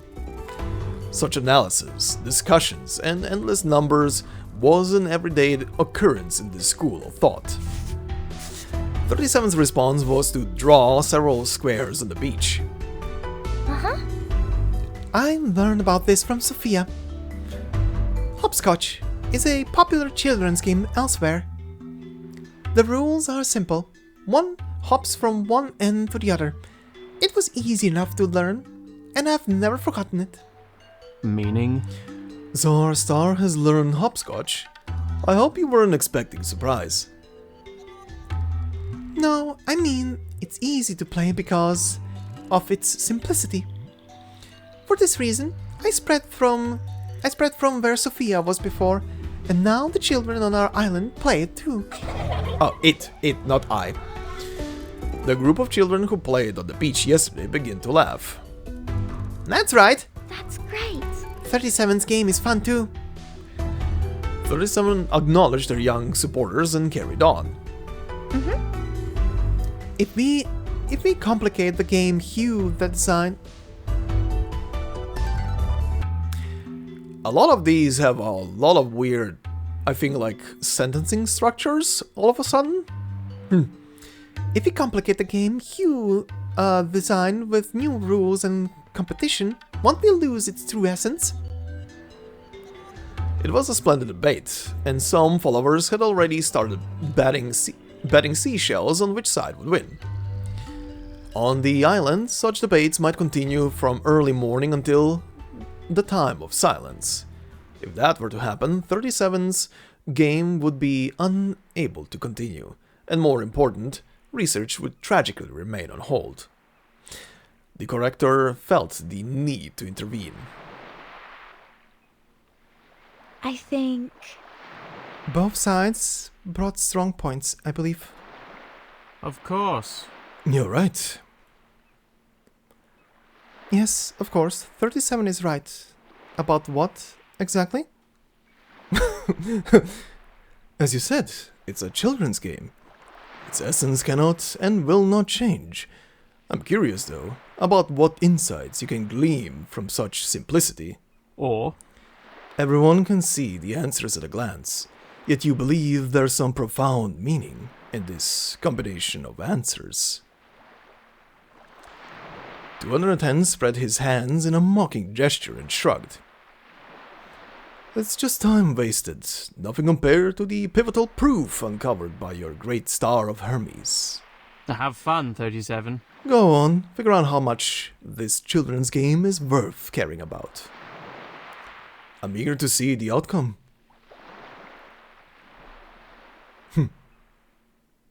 He's a bit full of himself. Holy moly, people. Listen to 210's statement. Of course. The game participants have to choose a shape. Then I'll take this triangle. Well, that's outstanding. I was curious why you didn't choose it, as 3 is perfect and harmonious, and really ought to be your liking. But you, our star of Hermes, are the gold hidden in the sand on the never-ending beach. Why was that a full sentence when it doesn't match what's... whatever. But this star really suits you. You finally admit you're the star of Hermes. No. Is there any Makes sense. connection between these two? Just fragments. You always correlate things that are completely different in nature. 37 clearly has more examples for refuting. She takes a deep breath, straightens her back like a seagull perched on the nearby rocks, seemingly ready to throw out more arguments. Suddenly, I'm reminded of that meme of that seagull that leans back and yells very loudly, and people use it for like laughter or yelling or shit. Anyway. Alright, now is not the time for debate. The corrector timely intervenes to prevent the argumentative atmosphere from deteriorating. Fine. Sophia is right. We can't forget what's important. Oh, I remember. A children's game. Well, that's outstanding. Let's start then. We'll see who's more correct in due course. For instance, Oh god. A merchant needs to transport a wolf, a sheep, and cabbage Oh god, that sounds familiar. across a river, but can only take one at a time. When he's not around, the wolf will eat the sheep, and the sheep will eat the vegetables. How many trips does he need to make two? To make two? Yeah, this has happened a lot of times. 2-2. And then them or then, whatever it was. How many trips does he need to cross the... Oh, actually, no. Does that make more sense? How many trips does he need to make to cross the... No, actually, never mind. I'm stupid. This one makes sense. This question... Of course. It's very simple, as expected. 210 quickly takes over the conversation. Well, that's outstanding. How about I help you assign those steps? I plan to experience the game for myself. You can take a little rest. Or, Oh, it seems you don't need the latter. There is no sign of fatigue from 37. She holds her notebook high, trying to get it level with 210's line of sight. it's like this. I think this is clear enough. Remember, don't miss a single word. So... Okay. Attention, please. We'll start with myself. The triangle represents loading the wolf onto the boat. or, Next is the monad, loading the sheep onto the boat. in fact, The line segment, put the cabbage on the boat. He quickly and briefly rattles off several corresponding steps. Sophia. Now it's the turn of our star of Hermes and the corrector. Like I said. And me, please don't forget me. That's true. The hexagon. Good. So you represent unload and all cargo. Of course. Finally, 37, the star of Hermes, rowed the boat to the right bank, and Sophia, the methodical rectangle, rowed the boat to the left bank. Have fun, 37. Please check if I've said anything wrong or missed anything. Sophia takes the notebook from 37, reading it word for word. After careful scrutiny by the corrector, the answer is deemed correct. Thanks a lot. No need to delay further. Let's just start sorting. Okay, we have a lot of them. Put the wolf on the boat, huh? Okay. So a merchant must carry a wolf, a sheep, and cabbage. Okay. So the triangle is the wolf, the rectangle... Oh, wait, whoa. Okay, sheep is monad, line is cabbage, triangle is wolf. In his absence, the wolf will eat the sheep, and the sheep will eat the cabbage. Simultaneously, simulate the transportation and find the minimum number of shipments needed to cross the river. Okay. So the merchant must carry a wolf, a sheep, and cabbage across the river.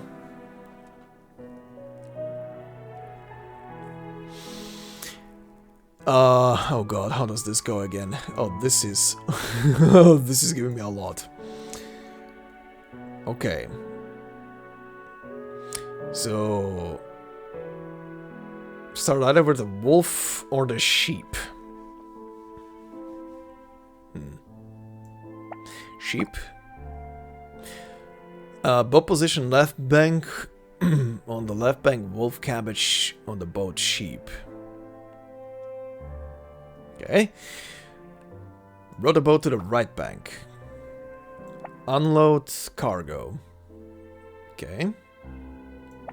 Go back. Take the wolf. Right. Unload. And then... Oh, wait. Wait, what? What did she say?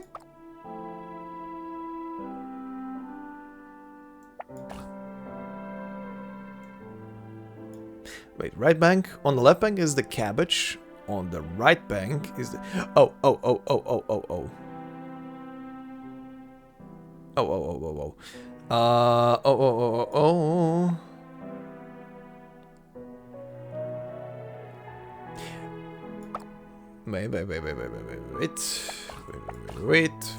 Wait.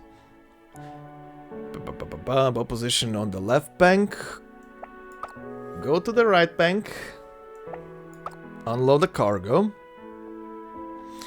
So the right bank we have now the sheep and the wolf. So take the sheep. Go left. Unload.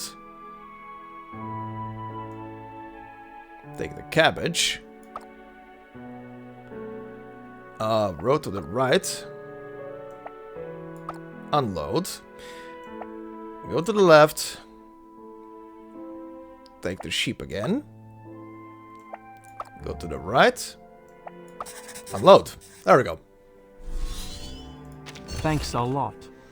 It looks like it will be quicker and more interesting to proceed in groups of 3, as I suggested. In fact, What's interesting without a bit of competition? this is what people call genius. You should consider what I said, 37. Object!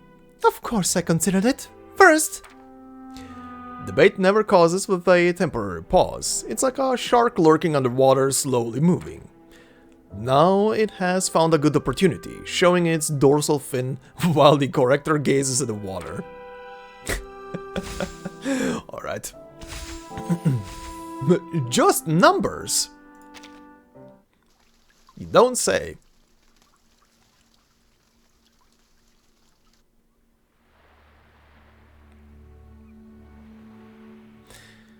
The side in front of them... Oh, flashback as well. The side in front of them seemed much like it always did. The salty breeze and the grains of sand carried by it. 2 figures strolled hand in hand. No one cared about the children sneaking away from the congregation. They just had to be careful to avoid getting caught. wow, this place is so beautiful and wide. It's much bigger than my yard back home. Have you ever played hopscotch? Sophia pointed towards several lines drawn in the sand with shells. Together, the lines formed clumsy squares. Jump from here to here. But don't step on the lines or squares or shells. I used to play this game before I came to the island. It's different from hide and seek. You can play it alone too. That sounds fun. But I can't understand the meaning of the lines. They don't form a pattern I can recognize. Maybe I need more time to understand their meaning. 37 playfully kicked up some sand, twirling around. Why do we only jump on the squares? Adding a 9-point circle to this game would be nice. Uh-huh. 4 inscribable circles, 12 tangential circles. It'd be amazing if you only jumped from the points. She shared her thoughts, trying to convey what she saw in her mind's eye. Her tone grew earnest and persistent, trying to illustrate the things she imagined. Yet it was like endlessly picking up shiny pebbles on the beach. Just like today. And back to present. Why would you think so? 210 always tries to make simple things complicated. You just wanted us to finish the game's problems. The scripture says... Well, of course the scripture says, one who does not divide a problem into 3 parts cannot achieve true wisdom. But that's no reason to propose 3-player matches. The present scene intertwined seamlessly with past memories, unaffected by time.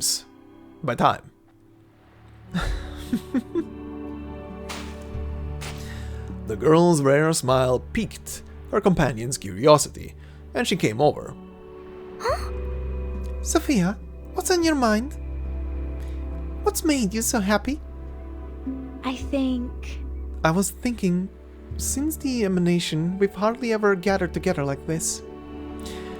6 became 6. You've taken over your mother's research, and 210 is always so busy with his proofs and fraternizing. Even discussions like the one we just had happen so rarely now. Yet after all this time, you remain so resolute. It's like you never changed.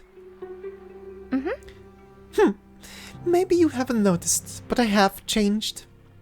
Uh-huh. Raising her hand high, 37 gestures from the ground to her head. That's not what she meant. But very adorable. I've grown taller than before. And my hair's longer and harder to manage now. Oh, long hair is definitely hard to manage. Cannot even imagine how hers. Oh.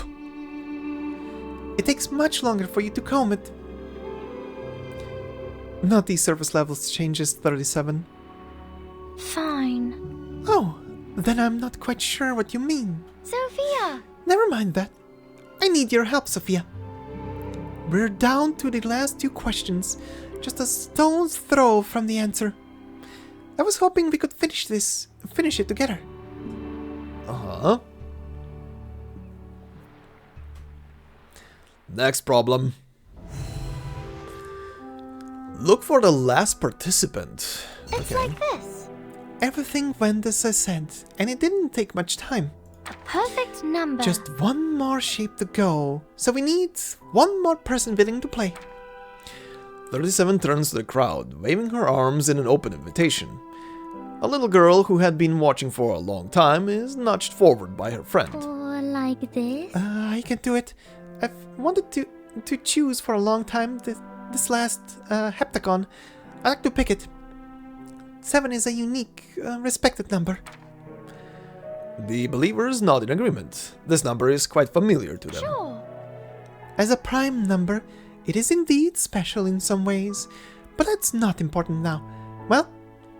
Well, we'll know the answer soon enough. All 7 participants are ready. 37 tilts her head, unconcerned about the discussions around her. She doesn't take back the notebook from Sophia. Sophia! We have to complete the game together, so this question is for you, Sophia. I'm leading everyone for the last question. Here you go. Well, I can't think of any problem with that. 210 didn't make any mistakes just now. If we could do it smoothly, of course, you can too. Well... Okay, I'll try to be careful not to mess up. Uh-huh. This question is... Arrange everyone's seats in order. Well, where will the rectangle sit? I understand. The rectangle? That would require confirming my order. Firstly, the rectangle is on the left half of the line, but not the leftmost. Oh boy. Is in the left half, but not on the leftmost. Okay. That's great. My seat is right in the middle of the line. Okay, you're easy. In the center of the lineup. Alright. Of course. Unfortunately, I am as far away from the Star of Hermes as possible. The pentagram is almost at the farthest distance. Almost, okay.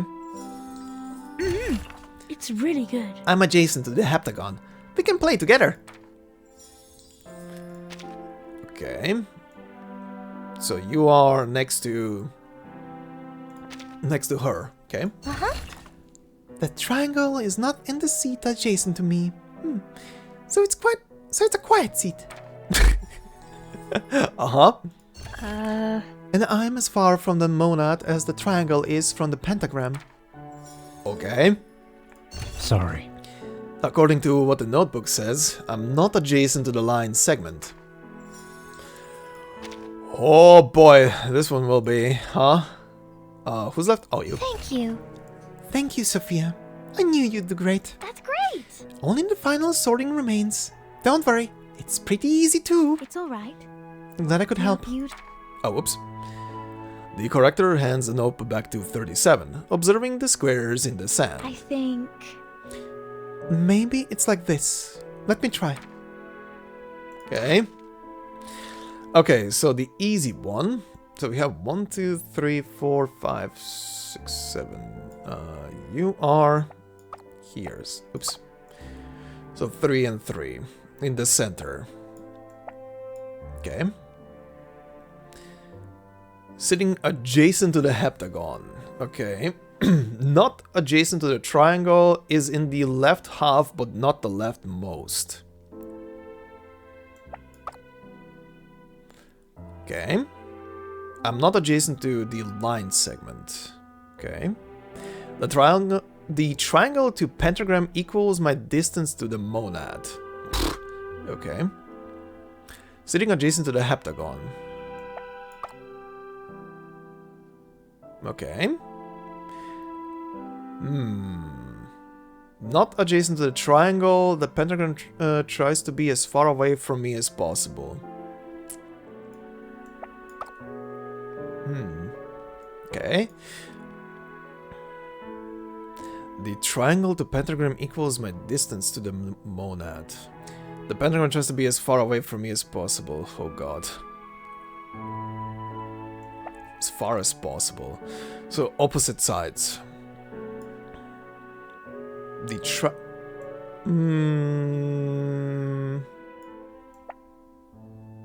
triangle to pentagram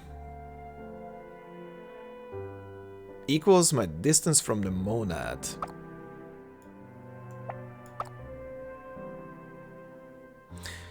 Huh, line segment is in the wrong position.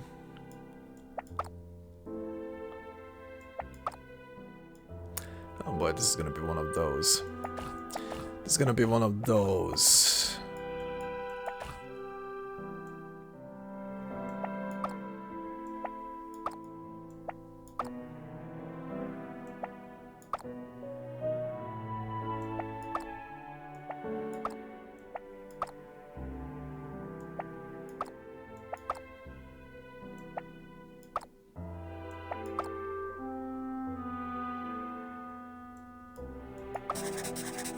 There we go. Okay. Jesus.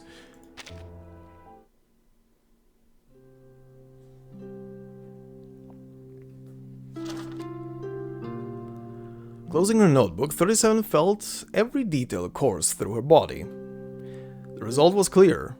From the beginning, everyone could see the number laid bare on the paper. 6333434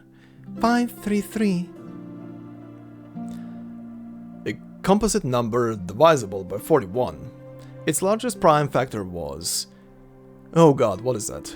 154,474,13. If you saw it as a sequence, it was a simple combination of 3, 4, 5, and 6. 3 appeared 6 times, 4 appeared twice, while 5 and 6 appeared once each. Whether you look at it as a number or a sequence, it still feels like something is missing. Hugh's annotated shapes must hold the key. I Let just me think. haven't figured out what those little points meant yet. 37 pointed to an ink blotch on the notebook directly under a hexagon. Or, It's just an accidental smear. It's like this. But look, there's the same mark below this question later on too. in fact, Sometimes, for convenience, they put a dot over repeating decimals in infinite series. That dot's above, but this one's below. Perhaps Sophia's father thought 6 had its limitations. No, that's not That right. makes no sense. It can't be. Having a sense of humor every now and then wouldn't hurt. Yeah, he's obviously taking jabs at 6. He shrugged, pretending indifference to 37's rebuttal. I admit I overcomplicated Hugh's marks at first. There are so many possible attributes that they easily steered my thinking in the wrong direction. Remember what you said to me earlier. Don't complicate simple things. Or, Maybe there's no deep meaning in these symbols. Maybe you've just made it complex. No. No, absolutely not. Hugh didn't leave these marks at random. Look, only the questions whose answer is the number 3 have this kind of pattern. It's a small puzzle related to the number of triangles. I think... My father did love geometric shapes. I think 37 might be onto something. Feeling supported, 37 confidently continued. I thought if I experienced the game firsthand, I'd understand the meaning behind these marks and sequences. But I still don't get it. There's something missing here, and it's because I don't understand Hugh well enough. If I were Sophia... Oh, so the conclusion is there is no secret to this game after all? In that case, it looks like I've won. 210. Don't be so hasty, 210. The scripture says... The scripture says the learned remain silent. They listen attentively and take others' words seriously. So perhaps you will show yourself to be a proper learned scholar and let me finish without interruption? Damn! The teachings also exhort us to listen to the sound of the wind. meaning? They demand that we earnestly listen to everything to expand our thinking. Have you considered that I too am part of everything? Think about your argument. Simple games can hold the most beautiful wisdom. In fact, Yet now you realize that this wisdom eludes you because you don't understand Hugh well enough. Can't you see, 37? I don't even need to knock your castle down. It's already a puddle of quicksand. 200 then sarcastically shook his head, implying that the conclusion was self-evident. Unyielding, 37 crossed her arms. You haven't truly understood it. More meaningless rhetoric. Calm down and let me explain. The beauty of wisdom should apply to everyone, yet you want to uncover truths through personal relationships. or Maybe the sequence indeed holds meaning, but perhaps it's just a personal note Hugh gave to his daughter.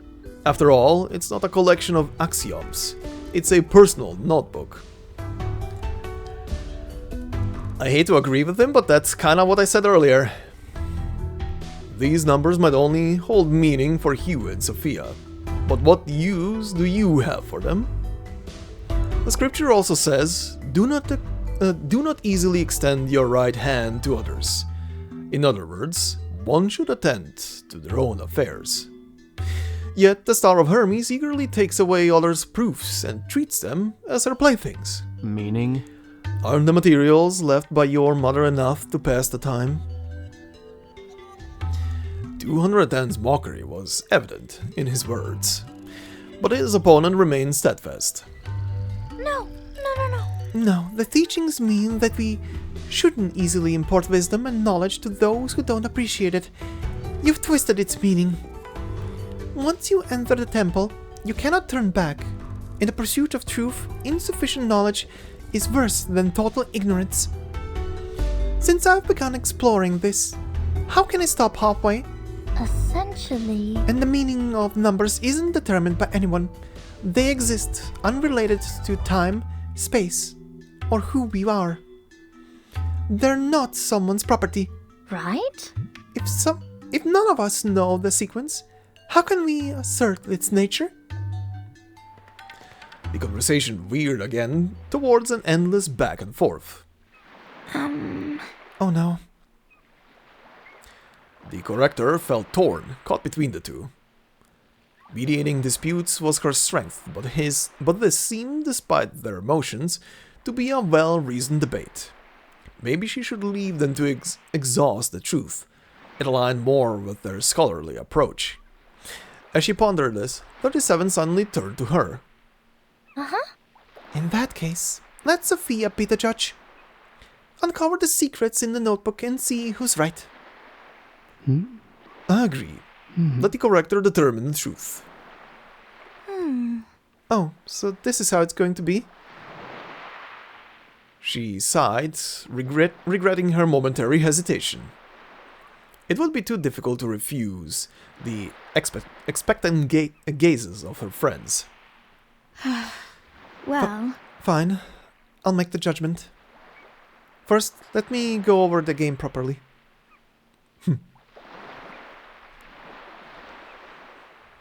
Oh boy. Poor Sophia. Okay, 2 more left. Sand and gold. Let's see.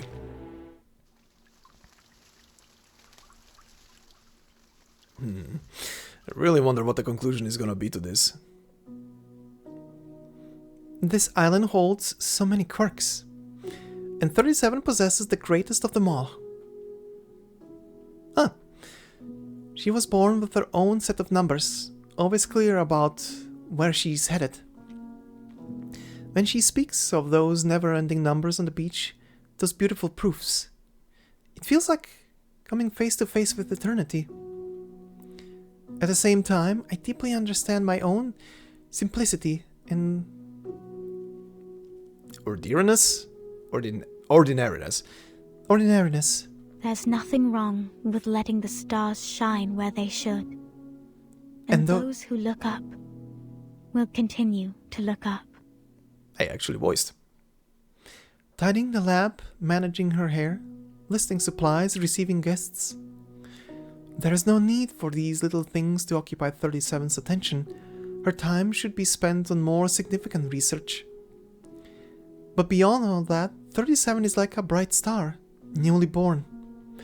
She disregards conventions, is curious about many new things, and has a playful, carefree spirit. Just like any other childhood friend. 37 has her own pursuits, and I have a task to complete. Verify the answers 37 gives.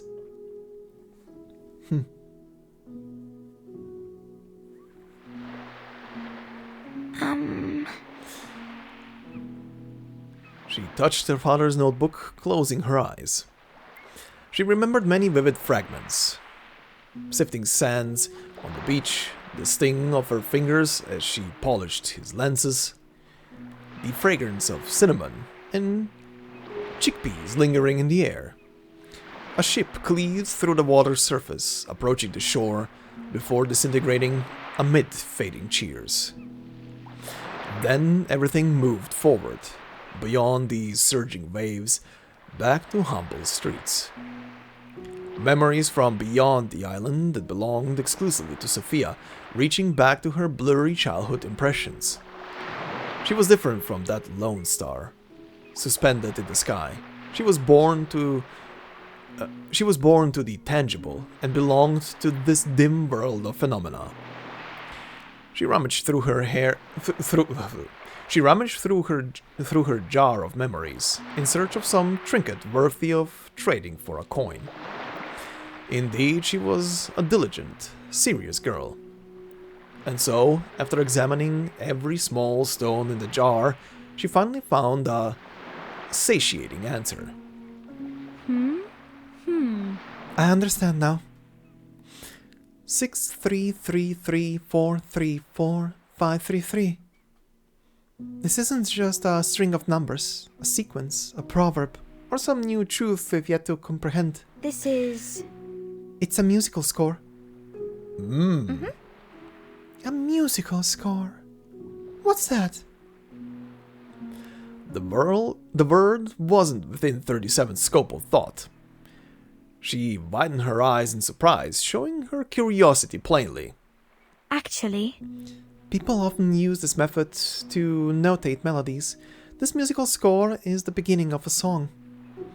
It's quite a popular tune in my hometown, one which my father loved to hum. He must have poured his heart into these questions. Oh, that's cute. Yeah. Oh, listen to Sophia sing that familiar song. The sea breeze whips over past the rocks and geometrical shapes, scattering a handful of fine sand. The grains gather into tiny mounds at the edges of her shoes. After helping 37 with the validation, the crowd disappears into groups to go about their own business. Only a few figures remain on the beach. is everything, all of it, just about this number? I think I still remember how this Will song it goes. explain everything? Okay. Whoa, okay. Arrange these scattered notes to play the phrase 6333. Okay, yeah. Oh, really? He's up here. He's coming back. Okay.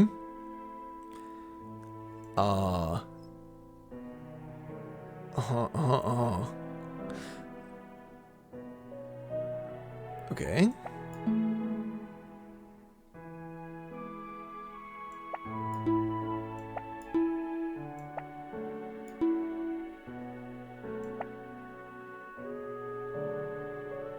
Why is there a 7?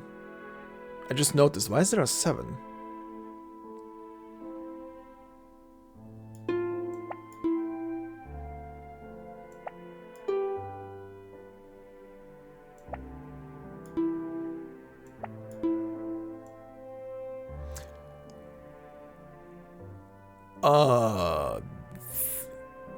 Okay, do I repeat it? Huh?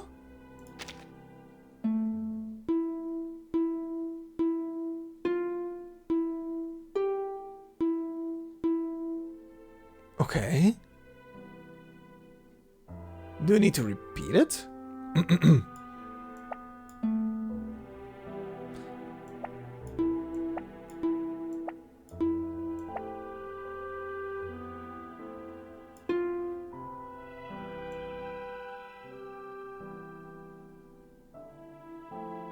Oh, wait. I just noticed I did a boo-boo. I skipped 1. 4, 3, 4. 4, 3, 4, then 5. There we go. There we go. Jesus. That's why it wasn't completing.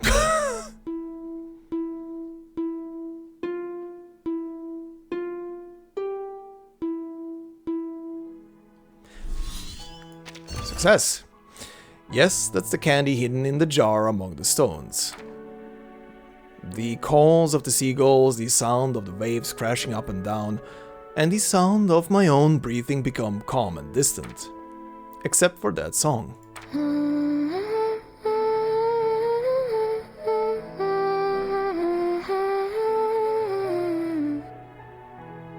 Pretty.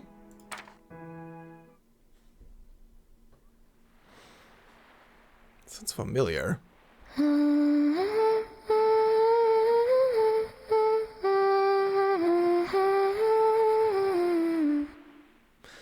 If she could just recall the initial notes, that's why it sounds familiar. The subsequent phrases would naturally follow. At first stumbling and hoarse, soon the song became fluent, resonating across the quiet beach. I knew numbers could be music, but why didn't I think of it earlier? I was so close. A musical score, but I've never heard of this notation method. 37 didn't stay low for long. She quickly perked up, genuinely praising her companion's revelation. Brilliant! That's a lovely song, and you sing it well, Sophia. Well, that's outstanding. I suppose everyone got what they wanted. You've solved the puzzle. Sophia uncovered the song her father left behind. And I won. Object! Why? My initial theory was correct. This string of numbers did have a deeper meaning after all. In fact, But you glossed over the musical score. Well, in that case, you also didn't win. You didn't guess it's a musical score. As I foresaw, this had nothing to do with you from the start. It's just a distant hometown ballad that a father left for his daughter, with no profound meaning, no wonderful wisdom, no transcendent truth. I'll give you a point for that. You guessed correctly that it's meant for Sophia. But you just had to whimsically stir things up again to satisfy your curiosity. Everything tilts around you, regardless of whether it gets disturbed, shattered, or at times accomplished. this is what people call genius. That's the genius that people talk about. But you, our star of Hermes, are the gold hidden in the sand on the never-ending beach. But don't worry, my words are just inconsequential grains of sand compared to you, the star of Hermes. The golden treasures are buried in this endless beach, aren't they? Everyone's willing to play along, after all. Flocking to a genius is much more interesting than following an ordinary person. But I played the game and verified it. And I told Sophia there must be a secret in the notebook. This was a rare moment. 37 was at a loss for words. Bewildered, she looked at Sophia with a furrowed brow, hoping to hear a judgment strong enough to defeat 210. I agree. 210 has won. Oh. Alright. Oh. Her shoulders slumped, as all the inspiration that had driven her thus far vanished in a breath. This time 37 didn't perk up again. Instead she hung her head and kicked at some sand, before burying her head in her robe like a seabird. Actually, It's true, this notebook doesn't contain the wondrous wisdom of the scriptures. The string of numbers could only be solved by me, because the others didn't know Hugh. 210 was the first to predict this result, that's undeniable. I think... But I still believe that 37 achieved her goal too. Sophia's words spared 37 from sinking deeper into the shallow holes she'd already made in the sand with her feet. She froze, waiting to hear what Sophia was going to say next. Actually, No matter what you think, it was 37 who first uncovered these numbers, bringing this memory back to me. If it wasn't for her determination, I wouldn't have had the chance to hear this song again. I still remember what 37 told me about the proof of the existence of infinite prime numbers. Sophia smiled at her, and as 37 nodded, both enthusiastic and confused. My father, Hugh, was a corrector like me. He was the previous person responsible for handling matters of the island. But over time, his name faded into obscurity, leaving behind only a shape-edged cube, a dusty notebook, and a pair of broken glasses. Like the formula 37 once etched on the beach, his memory has long been washed away by the waves. Although Hugh's spirit has returned to its source, we can still hear the melody he left behind. Perhaps the one who first sang this song has been swept away by time, faded into nothingness. But his notes still echo into eternity. Just as we recall the proof Euclid penned over 2,000 years ago. Like 37 said, the power of proof lies in its simplicity and universality. This tune holds a certain universality too. actually, Yes, it's not a mathematical theory in the truest sense, and it doesn't speak to the essence. It's only a gleaming shard left by Hugh, like grains of sand reflecting faint light on the shore. Yet this universality allows it to persist through time, crossing vast space, and arriving at this moment and place. Let's take a moment to listen to this song. To simply listen. The disputes and differences dissolved in the soft breath of the breeze. The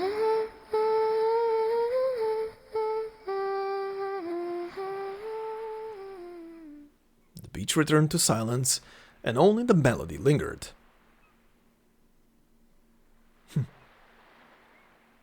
Very cute. Okay. Okay, that was very cute.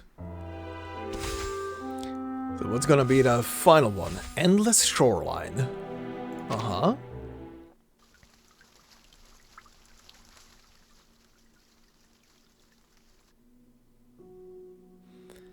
I used to think other people's opinions didn't matter to 37. Even in the most heated arguments, she never paid them much attention. With ordinary eyes, it's difficult to perceive changes in the vastness beyond us. But now I understand how to notice them. The faint scrape of fingers brushing over geometry, the different grains of sand I scoop up when I bend over. The changes are slow and gradual, but they're there. Apollo's star had risen high, and the star of Hermes' game had ended. It was time to head back to that room filled with scattered papers. 37, what's on your mind? 37's steps were unusually slow. She wondered if the verdict had hit her harder than she predicted. The ever-scrumptious corrector began to regret her decision. Perhaps it would have been better for 6 to maintain the balance. Sophia. 37 started somberly, her words flatter than usual. I hope I didn't waste your time. Do you think it was all just a pointless game?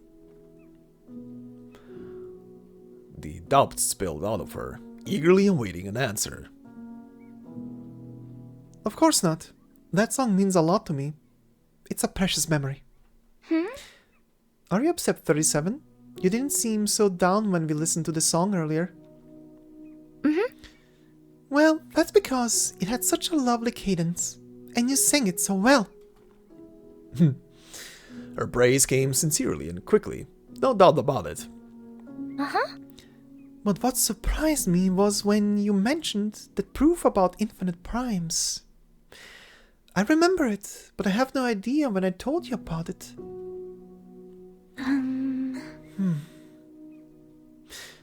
Of course, I remember, 37. It was a beautiful proof. I'll always remember it. Aw. But that didn't comfort her much. Distractedly, 37 grabbed at her hair. So, have I messed up your memories of you? Barging in, disrupting your memories, and leaving a mess behind? Sophia widened her eyes slightly. 37, are you still bothered by what 210 said? She averted her eyes. That was rare.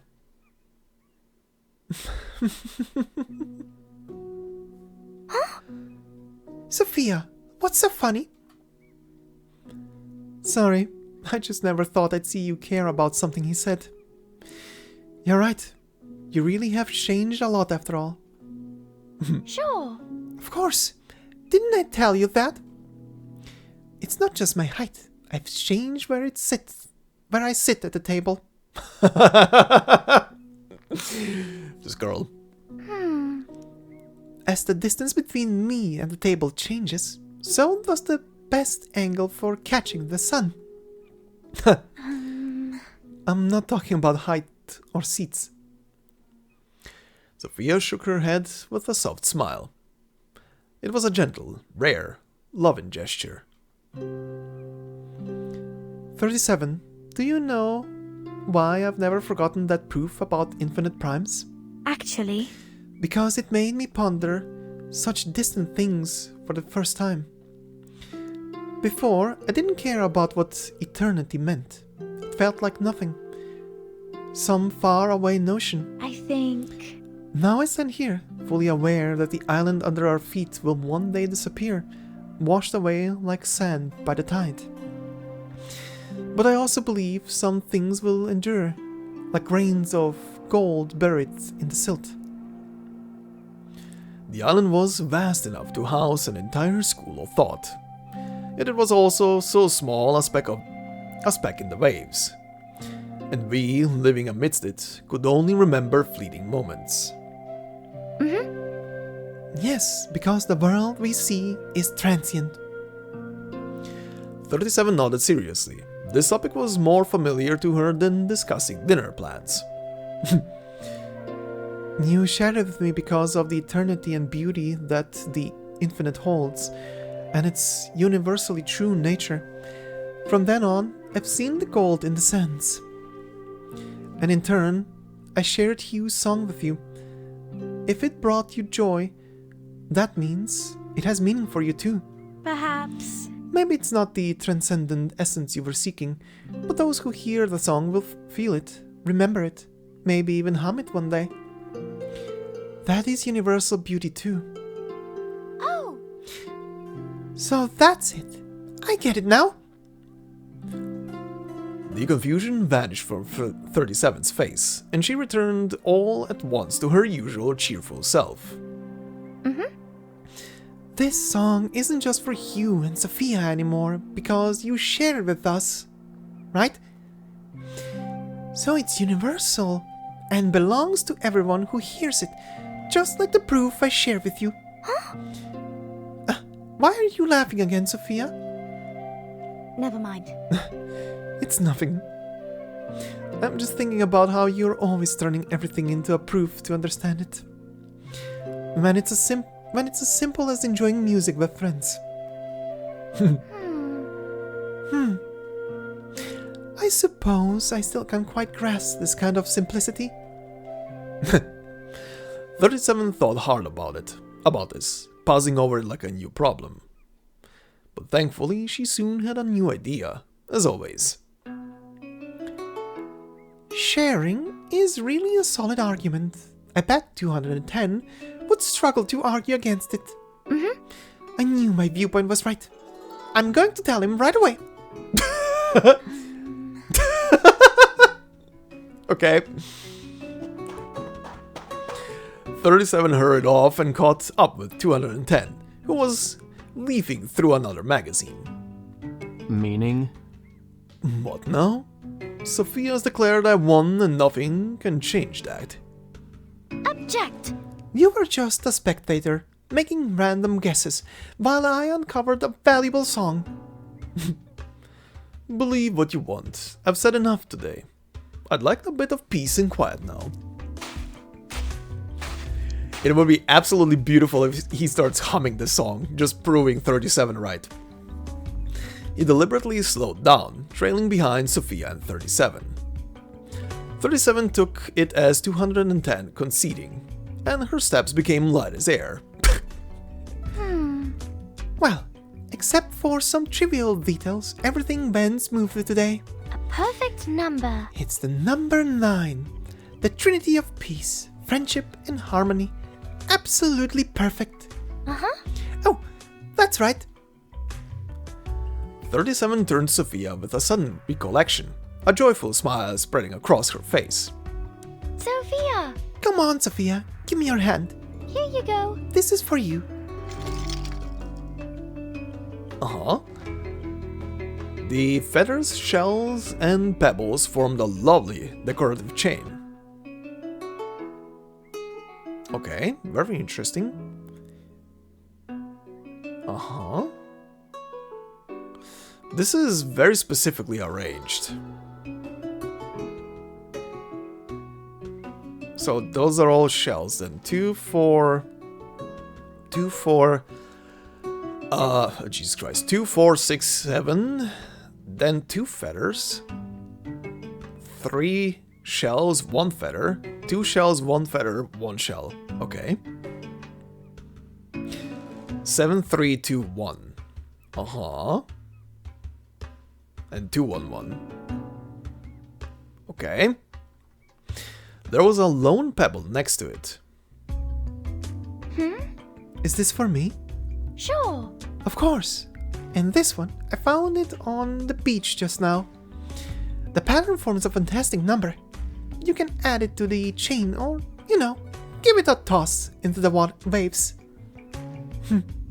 Thank you. Thanks, 37.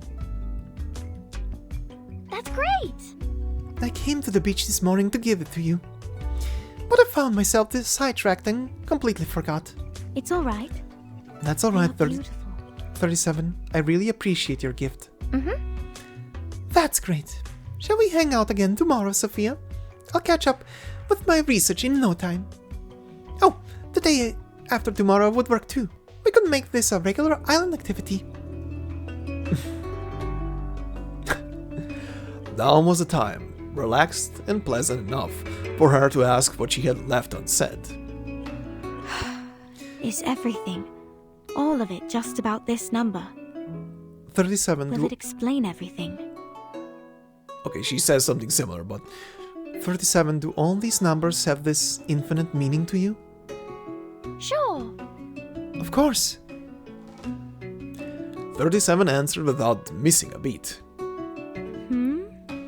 So 37 is just one number in the infinite progression? If it's not, what else could it be? 210, 37, 6. Even if we're gone, these numbers won't disappear. For instance, Just like you don't need 3 seagulls, 3 stones, or 3 people to prove the number 3 exists. Numbers exist outside of all that. thank you. Thanks, 37. I think I understand your answer. I've got some other things to take care of. Let's hang out later if there's time. Deal! Oh, Wait, I see 6 coming back. 37 waved at the dot on the horizon as a seagull swooped above them. She sprang up, greeting the leader. Good morning, 6. 210 and I had a disagreement over something. But the sequence, it's connected to a song. Afraid I don't know much about songs. But it's only logical, isn't it? Is there any doctrine from our past that fits the situation? Thinking things through can help purify one's intellect. We need. Perhaps a period of quiet contemplation would be helpful. fine. That doesn't suit me well, I'm afraid. Alright, I'll come up with more convincing new arguments on my own. It was clear that 37 wasn't satisfied with 6's suggestion. The debate would keep going in the coming days. Aww. Watch your step, or you'll trip. It's like this. Don't worry, as long as I stick to the right order of steps, I won't fall.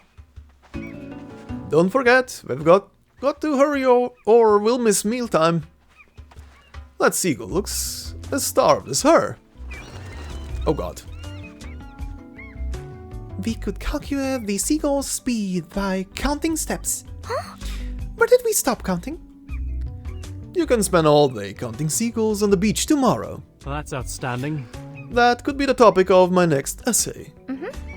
Planning to cover up a weak argument with a bunch of superfluous dribble again. Alright, you two, let's pick up the pace. There are other ways to figure out its speed. 284 steps. Then there's this guy. Thank you. Thanks, 6. And the time it took us to get here is...